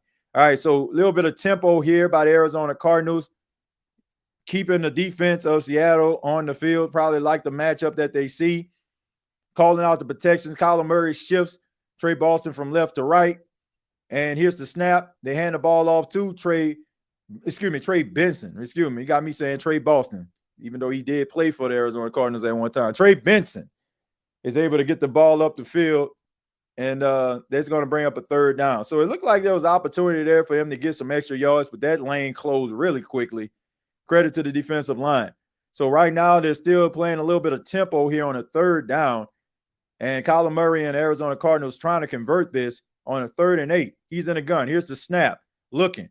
Throws the ball, and that pass is complete in the middle of the field to Trey McBride for the first down. So Arizona on the move right now, trying to get into the end zone to cut into this lead and make it a 7-point lead for Seattle instead of a 14-point lead. So he's still using tempo, hands the ball off to Benson. Benson gets up the middle, still fighting, and he gets corralled, but he gets about 3 or 4 yards on the play. So this is going to bring up a second down, and now the clock continues to tick, and now you got to start using a little bit more tempo here. But this is beneficial to the Arizona Cardinals because you're keeping this defense on the field. Doesn't give them opportunity to substitute. They tried to give it to Weaver, and there's a flag by Woolen. Hold up, man. You ain't shut them down like this, and you know it. And that is pass interference. Come on, man. You was hugging this man. Look, you might as well get a man dead in a movie the way you were holding him. So this is going to be a spot foul and an automatic first down. So Weaver, one-on-one with Woolen. He tried to give him with that double move. I mean, he grabbing on this man, hugging on this guy. I mean, come on, man. And Kyler Murray gets hits. He gets slung down to the ground. He feels like he should have had a flag. In today's NFL, he probably should have had one. All right, so Woolen has had a rough night, man. 2 big-time pass interference penalties. All right, so 1st and goal here for the Arizona Cardinals. And looking. Kyler Murray gets pocket collapse and Wusu with the sack. And I believe that's his 2nd sack of the night. So having a monster night, and this defensive line of the Seattle Seahawks are on the attack. It seems like they're getting pressure up the middle. Seems like the guard positions for the Arizona Cardinals are constantly getting whipped. I mean, they're getting whipped right now. But that was the right tackle right there. He was able to get around him, but this offensive line of Arizona has had a lot of problems with the Seattle defensive line tonight. 2nd and goal for the Arizona Cardinals. Kyler Murray in the gun, and he's looking some more. Throws the ball down the field to Harrison. Touchdown. Marvin Harrison. And if anybody needed a touchdown, if anybody needed a big play, it is Marvin Harrison Jr. And that's exactly what Arizona Cardinal fans want to see. You want your big-time players to make plays. Best on best. Devin Witherspoon on Marvin Harrison. Draped up. dripped out, know what I'm talking about, and he still comes down with the football for the touchdown. I mean, coverage couldn't get any better. But sometimes you got to count on your big-time receiver to make a play. Snap, placement, kick on the way, and it is good, barely. And Marvin Harrison breathes a sigh of relief like, thank God. I was able to get that touchdown. Man, he needed that, man. That was a much-needed confidence booster. That was a much-needed confidence booster. You got to be happy for the young man who has been going through some tough times. That could be the start of maybe getting him out of this funk that he's in. Kyler is awful. I've seen worse. I remember when Woolen was looking like the next Sherman, and now he's looking like the next Browner. Nice catch, says Addison. Jess says incredible catch. I mean, sometimes you got to get that ball, put that ball up there and just count on your receiver to get it. Sometimes you just got to count on your receivers, man. That was perfect coverage by Witherspoon. 7 points to go for a comeback score on Seattle Seahawks in the fourth quarter, TJ. Yeah, man, they got to get moving. They got to get that stop if they're the defense. I mean, we see like Seattle has shot themselves in the foot. They had opportunity to pull away and have a touchdown. Zach Charbonnet rushed for a touchdown. They called holding on Jackson Smith and Jigba. Then you got another holding penalty that pushed you back a little bit further. So, you know, like they got to stop shooting themselves in the foot. And Clint Kubiak has got to call some of his best stuff. I mean, it seemed like they've been able to move the football, but, you know, these self-inflicted wounds are keeping Arizona in this game. Who you got on Saturday evening, TJ? LSU or Ole Miss? I'm gonna roll with LSU in this game, man. I'm gonna roll with LSU. Wish the Saints had a wide receiver that can do that. Don't we all? Don't we all? Well, if you're a Saints fan. TJ, who you got? Bama or Georgia? Man, I got Georgia in that game, man. Man, Alabama, like, man, we all know, man. Come on. We all know, man. Alabama ain't what they used to be, man. You know, the board, it got them boys looking soft as cottonelle tissue right now. All right, so Caleb DuBois, yeah, he got them boys looking soft. All right, you know he on his way out. We know Tuscaloosa ain't happy right now with the coach. And no matter if he's owed $70 million or not, like, they're going to give it to him and they're going to try to find another coach. And, you know, don't be surprised if old Dabo end up being a coach at Alabama next year. You know, Clemson, they not too happy with him right now. So, and he already said, like, if you don't think I still got it, go ahead and let me go. All right, so here's the return. And he leans forward, gets past the 20-yard line, and good special teams by Arizona has been done a really good job tonight, because we know the special teams of Seattle played really well. And Marvin Harrison Jr., like I said, he's on the sideline. He's breathing a sigh of relief right now. He is breathing a sigh of relief. He's happy. He's excited. You know, he probably just kind of keeping his composure, but he has to be breathing a sigh of relief after that touchdown. I mean, he's been going through a little bit of a rough patch. But 1st and 10. Now the pressure is on Seattle to try to come away with some points here. Cooper Kupp in motion. Sam Darnold in a gun. Looking. Tried to get it to Cooper Kupp. And that pass is almost intercepted.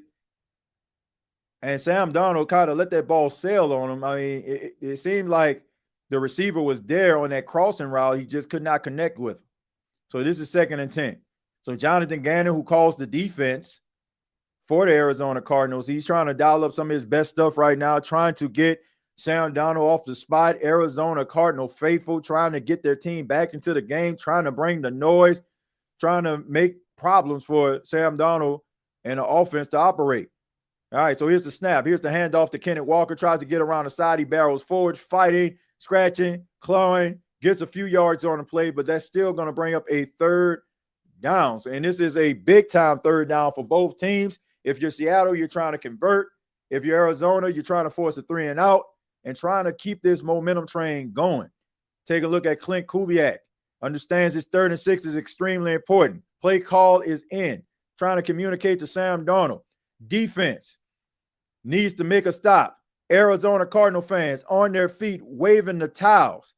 Zach Charbonnet in motion. Motions back to the backfield. Sam Darnold in the gun. Here's the snap. Looking.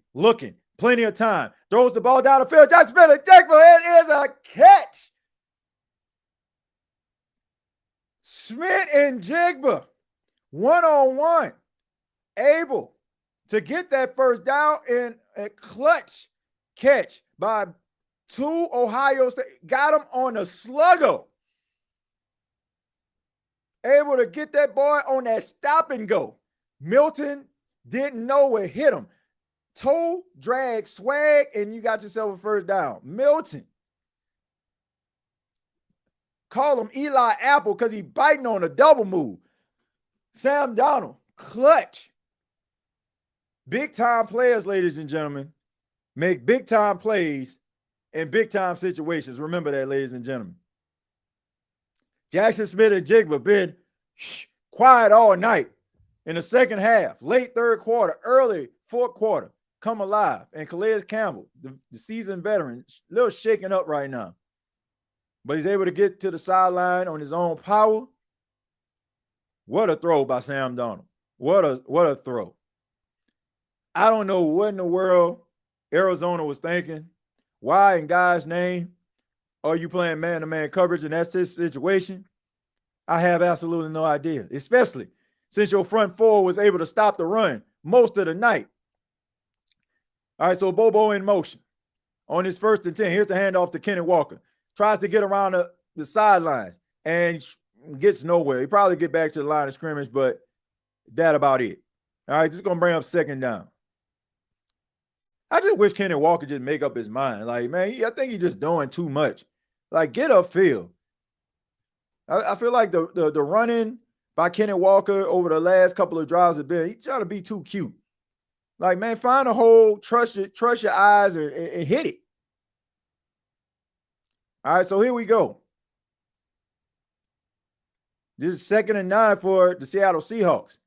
Sam Darnold on the center, Kenny Walker in the backfield. And this looked like that same play that they ran that got them that big game. And this time they got it under control. So once again, like I said, when they run up the middle, the defensive tackles of Arizona is able to get penetration. I don't understand why you're playing man-to-man coverage in a situation like that, especially when you know where the ball is going to go. And I'm pretty sure if they're playing man coverage again, I would throw it to Jackson Smith-Njigba again. I mean, I would do the same exact thing. Every time I see man-to-man coverage, I'm looking for Jackson Smith-Njigba. What are you doing?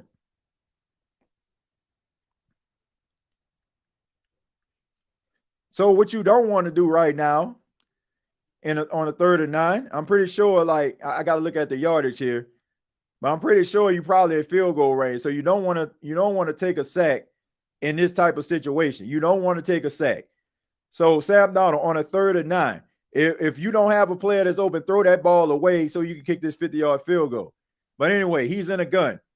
Charbonnet in the backfield with him. A delayed handoff. They decide to carry the football. Zach Charbonnet is tackled by Crawford. And this is going to bring up a 4th down. And this is going to bring out Jason Myers. So he's probably going to be kicking about a 47 or 48-yard field goal right here. So even though this is not a chip shot, you still have a very capable field goal kicker in Jason Myers to be able to make this field goal, to make this a 2-possession lead for the Seattle Seahawks. If you're Arizona, you don't want to jump off sides. All right, so here we go. A 53-yard field goal. And snap, placement, kick on the way, and it is no good. Wide right. He misses the field goal. A reliable field goal kicker misses a 53-yarder. Ladies and gentlemen, boys and girls, we got ourselves a nail biter here tonight on Thursday Night Football. I mean, the nothing was wrong with the snap. Nothing was wrong with the placement. He just shanked that mug. No good. Not the easiest field goal in the world. But at the end of the day, you got one job. Jason, you got one job. And Jackson Smith and Jigma like, man, we may have shot ourselves in the foot. All right, so anyway, 1st and 10 for the Arizona Cardinals, trying to get into the end zone. Kyler Murray looking, checks it down, and he gets around the sidelines. And Machado, who I think maybe that's probably like his first catch or carry or anything of the night, was a guy that I thought maybe it would have been a backup tonight. Instead, they went with Michael Carter and Seattle's been getting a heavy dose of Trey Benson here tonight, but he finally able to get his hand on the football. So it's going to bring up 2nd and 4 for the Arizona Cardinals. 3 minutes left in the 4th quarter. Snap. Kyler Murray looking one-on-one. And Mike Wilson said that he got pushed out of bounds there, saying that it was incomplete. Really good coverage right there, controlling the boundary, making sure that Wilson is not able to get his feet in bounds. So let's take another look here. Completes. And no, that is incomplete right there. Could not. Got his foot. And no, that is incomplete right there. The craziest thing about it is if he probably would have hit the ground with his shin, it would have been a completed pass. So 3rd and 4 for the Arizona Cardinals. Got to believe this is 4th down territory regardless. Here's the snap, and he throws it, and that pass is knocked away by Devin Witherspoon. And that brings up 4th down, so a 3 and out. And you have to believe that Arizona, are they going to punt this ball? I'm not punting this football right now. I am not punting this football. I am going for it. I am going for this. And they are. 4th and 4 for the Arizona Cardinals.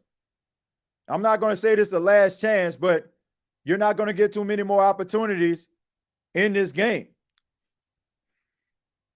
A little bit of miscommunication right here. There's a timeout.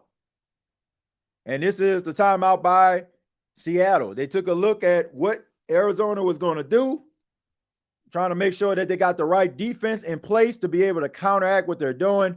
So really good use of the timeout right there by Mike McDonald. Not the singer, but the coach. We can't forget I don't love anymore. I can't forget these will never be the same again. All right. Anyway, that was a missed opportunity right there by Zach Charbonnet. And, he scored a touchdown. That's going to be a meme. I guarantee you that picture with that referee giving Jackson Smith and Jigba that look is going to be a meme when it's all said and done. You're right, TJ. That is not groupie. Well, if it was groupie, it probably would have went into the stands where he's kicking right now. 4th and 4 for the Arizona Cardinals. And like I said, this is not their last chance. They still got 2 timeouts plus the 2-minute warning, but you want to get a first down here. Kyler Murray in a gun. Here's the snap, bringing pressure. And, what a catch by Mike Wilson. What a catch. Wasn't even looking. Just turned around, put that big paw up in the air, and was able to bring it down. Really good concentration right there. I didn't think he was going to catch it. I mean, by the time he turned around, that ball was right there. Trey Benson on that stretch play gets around the corner. Excuse me.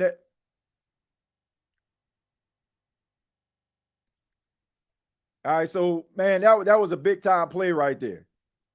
Big-time play right there by Mike Wilson, keeping his drive alive. 2nd and 2. Here's the quick snap. All right, so here we go. Kyler Murray spinning, sacked.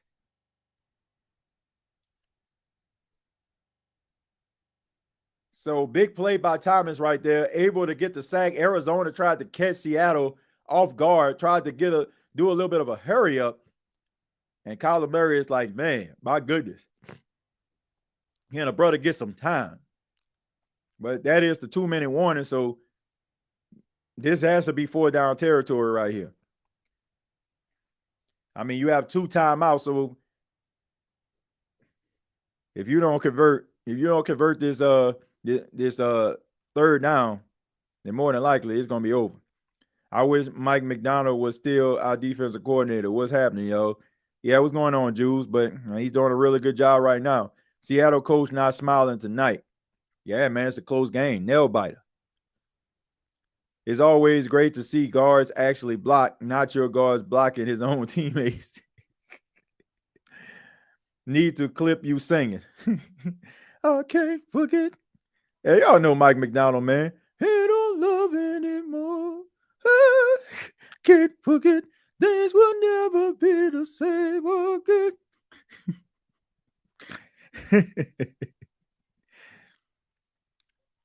Hey, that's one of my favorite songs of all time. That's where they get that beat from. I know y'all remember that Warren G and Nate Dogg Regulators.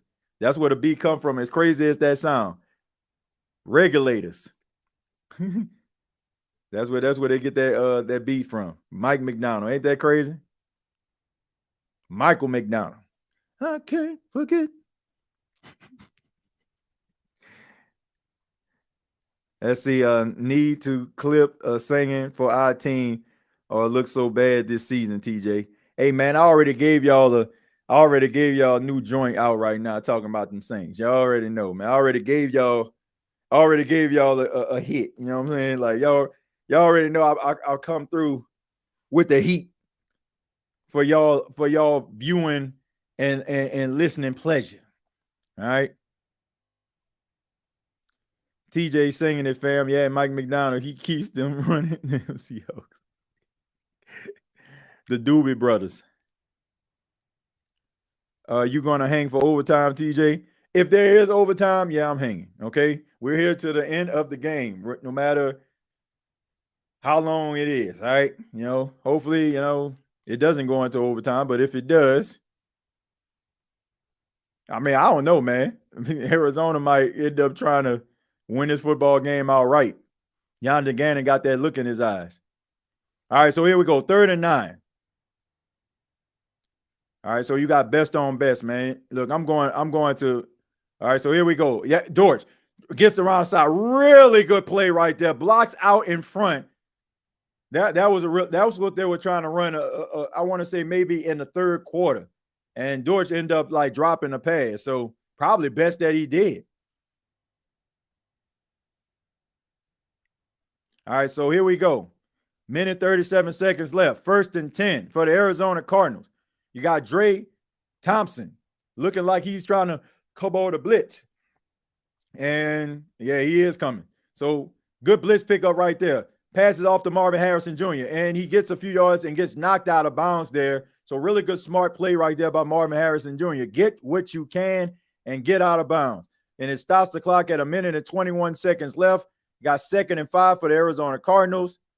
And Mike McDonald right now is trying to call the best plays possible. It's very rare that you see two coaches that are defensive-minded coaches calling plays. Like most of the time you see most offensive versus defensive coaches, but two defensive-minded coaches calling the plays for their respective defenses tonight. Kyler Murray in the gun. Here's the snap. Looks, throws the ball down upfield. Yeah, and that is incomplete. He's looking for a flag. Ref don't give him one. That's going to bring up 3rd and 5. 3rd and 5 for the Arizona Cardinals. I don't have an issue with that, all right? When the game is on the line, you get the ball to your best player. Trey McBride is clearly one of his best players. Missed time jump right there. Trey McBride says he basically stopped his momentum. I think it's more bang, bang. Good no flag called right there. I think that was a really good non-call. All right, so 3rd and 5. Michael Carter in the backfield on a 3rd down. And right now, there's some miscommunication. The play clock was down to 2, so now you're using one of your timeouts. Now Arizona has 1 remaining. You got to be able to line up, man. Like, you had plenty of time there. You had plenty of time.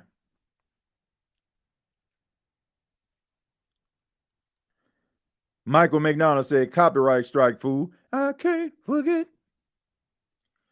Throw it up to Marv again to end it.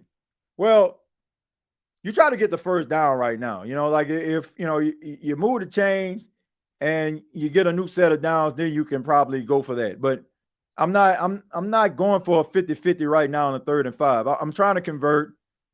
You don't have to score a touchdown here, but you at least got to get 5 yards. So look for Kyler Murray. Okay, they're trying to bring pressure up the middle right here. So they want to make sure they keep Kyler Murray in the pocket. All right, so and he's going for it, and that pass is cut by Marvin Harrison. That's what you do in a moment like this. I wouldn't have done it, but hey, he's saying that he pushed off. But Marvin Harrison Jr. is coming alive right before our eyes right there. 1st and goal, Cardinals. I think that play was coming. Hey, I'm doing it again. I am doing it again. He's at the bottom of the screen.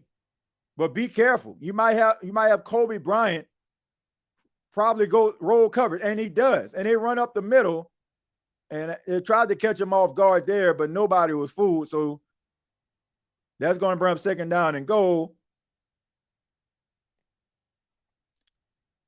And Seattle called the timeout. Wow. That's very interesting right there. I mean, he ran the football. You call the timeout? So, man, really good play design right there. You got Mike Wilson running in. You got Marvin Harrison Jr. running out. Really good ball placement by Kyler Murray. Back shoulder throw. Only Marvin Harrison had opportunity to get it.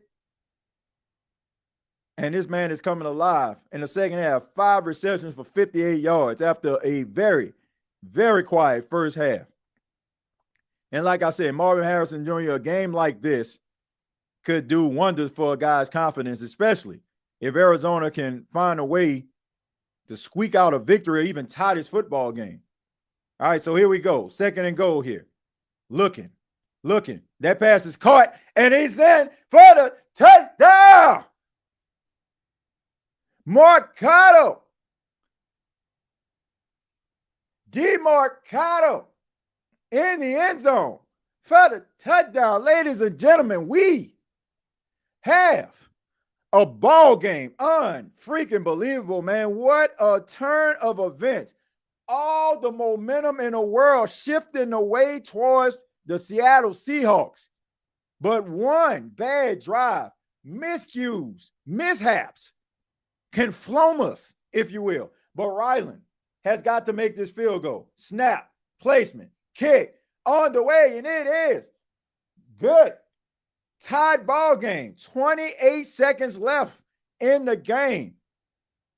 Arizona scoring 14 unanswered. In the late stages of the 4th quarter. What a drive. DeMarcado, unheralded, unsung, but gets into the end zone when his team needed it the most. Wouldn't even be in a game more than likely if James Conner wasn't injured. But hey, you take advantage of your opportunities. And man, when I tell you football is the game of emotions, in the first half, boo birds out and about. All of a sudden, a change of momentum and a crowd right back into the game. How do you not like football? How do you not like this game called? How do you not love this game called football, ladies and gentlemen?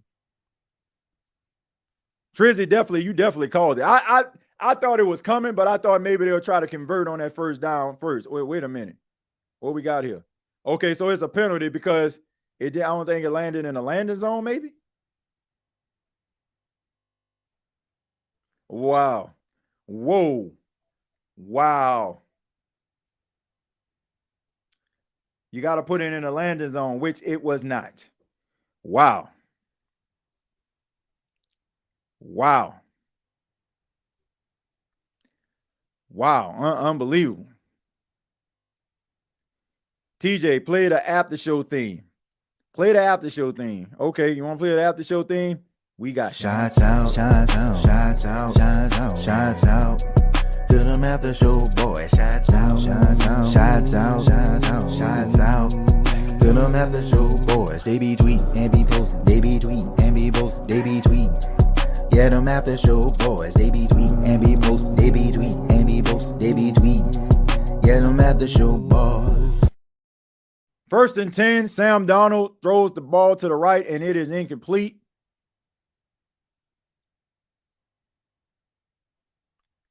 All right, so here we go. 2nd and 10, Clint Kubiak trying to call his best stuff. And the Arizona Cardinal fans are back into this game, making it extremely tough. If you're Arizona, you don't want them to get nothing. Sam Darnold got to be careful here, not to make a mistake. Here's the pressure. Throws the ball, and that pass is caught by Jackson. Smith and Jigba for the first down, 15 seconds left. They're trying to hustle to the – and are they going to use their final timeout? Yeah, he's trying to huddle up, so they're going to use their final timeout here.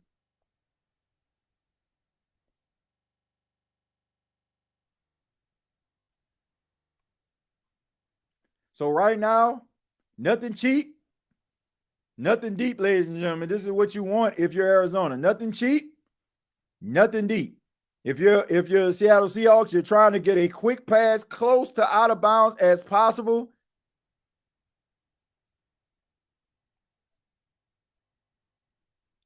No, he out. He was out. He was out of bounds. He was out of bounds. It's clear. It's clear that he's out. Wish Olave had this kind of dog in him. He's been burning Milton to a crisp. That's just a hard matchup, man. That dude is a beast. Oh my God, they can't be serious about it. All right, so here we go.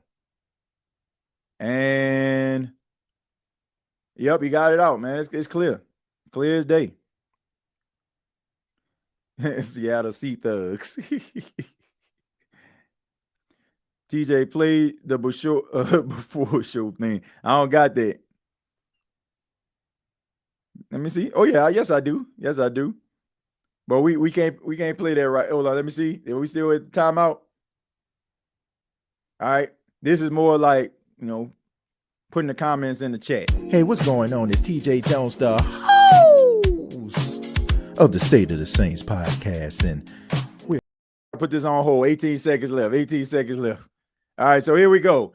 Sam Darnold in the gun, and is a timeout by Arizona. They understand the magnitude of this play. Back to the music. Hey, what's going on? It's TJ Jones, the host of the State of the Saints podcast, and we're about to do what it do, baby.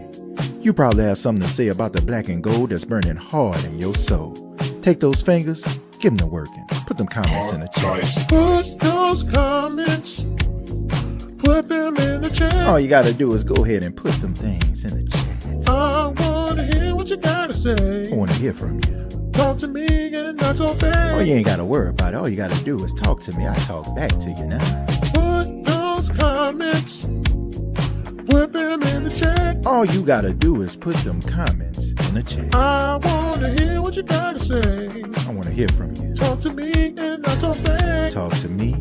I guarantee you, I'm gonna talk right back to you. All right, so the handoff to Zach Charbonnet, fighting for extra yards, fighting. 13 seconds, 12 seconds, 10 seconds.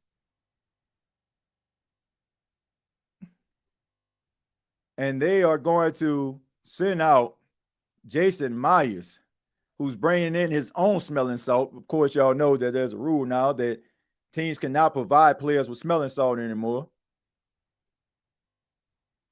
So it is a 52-yard field goal. Of course, he missed a 53-yarder.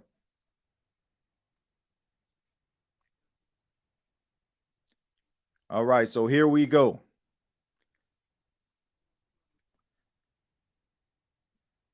Will Jason Myers miss this field goal? Will this game go into overtime? Or will it be a valiant effort by the Arizona Cardinals? Too little, too late. 52 yards.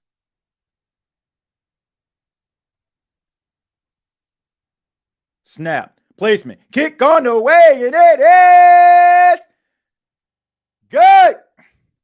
The Seattle Seahawks walk off with the win. 23-20. Seattle elated. Arizona dejected. But what a game. The last 5 minutes of this game made this game watchable. I thought that this was going to be an ugly one. I thought that Arizona wasn't going to be able to make this thing interesting. And they did. And it came down to a penalty. Starting these boys in some really good field position. Really good effort by Jackson Smith and Jigba getting out of bounds. 53-yard field goal, Jason Myers missed, but he makes it when it matters most. And Kyler Murray, a valiant effort by the quarterback, but too little, too late. Mike McDonald, excited. Sam Darnold, let's get it. The Seattle Seahawks are now 3-1 on the season, and the Arizona Cardinals disappointed yet again. Their second straight loss in 4 days. In a 4-day span, ladies and gentlemen, unbelievable. What a game.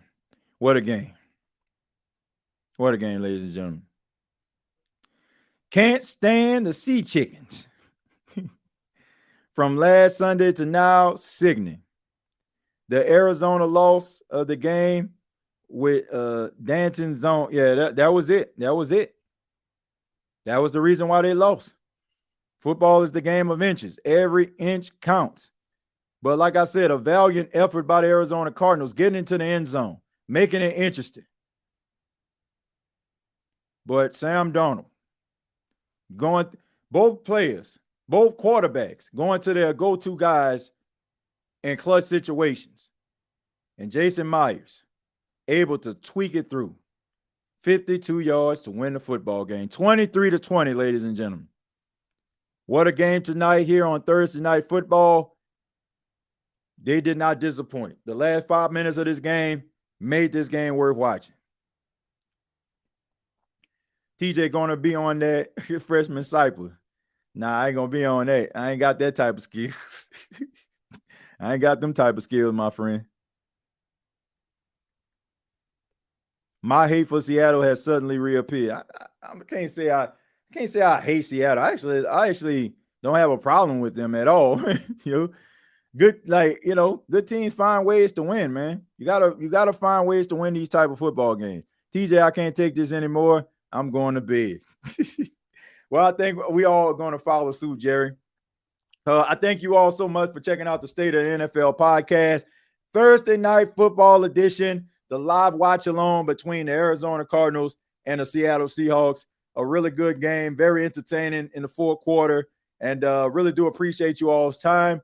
The next game that we will do will be on Sunday night, and that will be a matchup, the Minnesota Vikings taking on the Pittsburgh Steelers. All right, so that's going to be a very interesting game right there. Excuse me, that's a morning game. Excuse me, that's actually an international game. All right, that's going to be an early game. They're playing abroad. The Sunday night game is going to be Michael Parsons returning to AT&T Stadium to take on the Dallas Cowboys. All right, so I apologize for that. We're not going to stream that early morning game because around that time I'm going to be at church, but we will be doing the Sunday night game, Cowboys versus Packers. Could this be Michael Parsons' revenge game, or will Jerry Jones look like a prophet for letting go Michael Parsons from the team via trade? We're going to look at that game. Should be exciting. Both teams are coming off losses. A shocker. The Cleveland Browns knocking off the Green Bay Packers and the Dallas Cowboys wetting the bed versus the Chicago Bears. So that should be an interesting one. Both of those teams need a win in a major way. Thank you all so much for tuning in. You can follow me on X at TJAYJones8, and also check out the State of the NFL. Subscribe to the channel. Once again, I'm going to go ahead and put that link inside of the comments so you all can have it. Make sure that you subscribe to the State of the NFL so you can be a part of the live stream. Thank you so much, no matter what team you represent. Appreciate you all stopping by. Till next time, I'll see you down the road.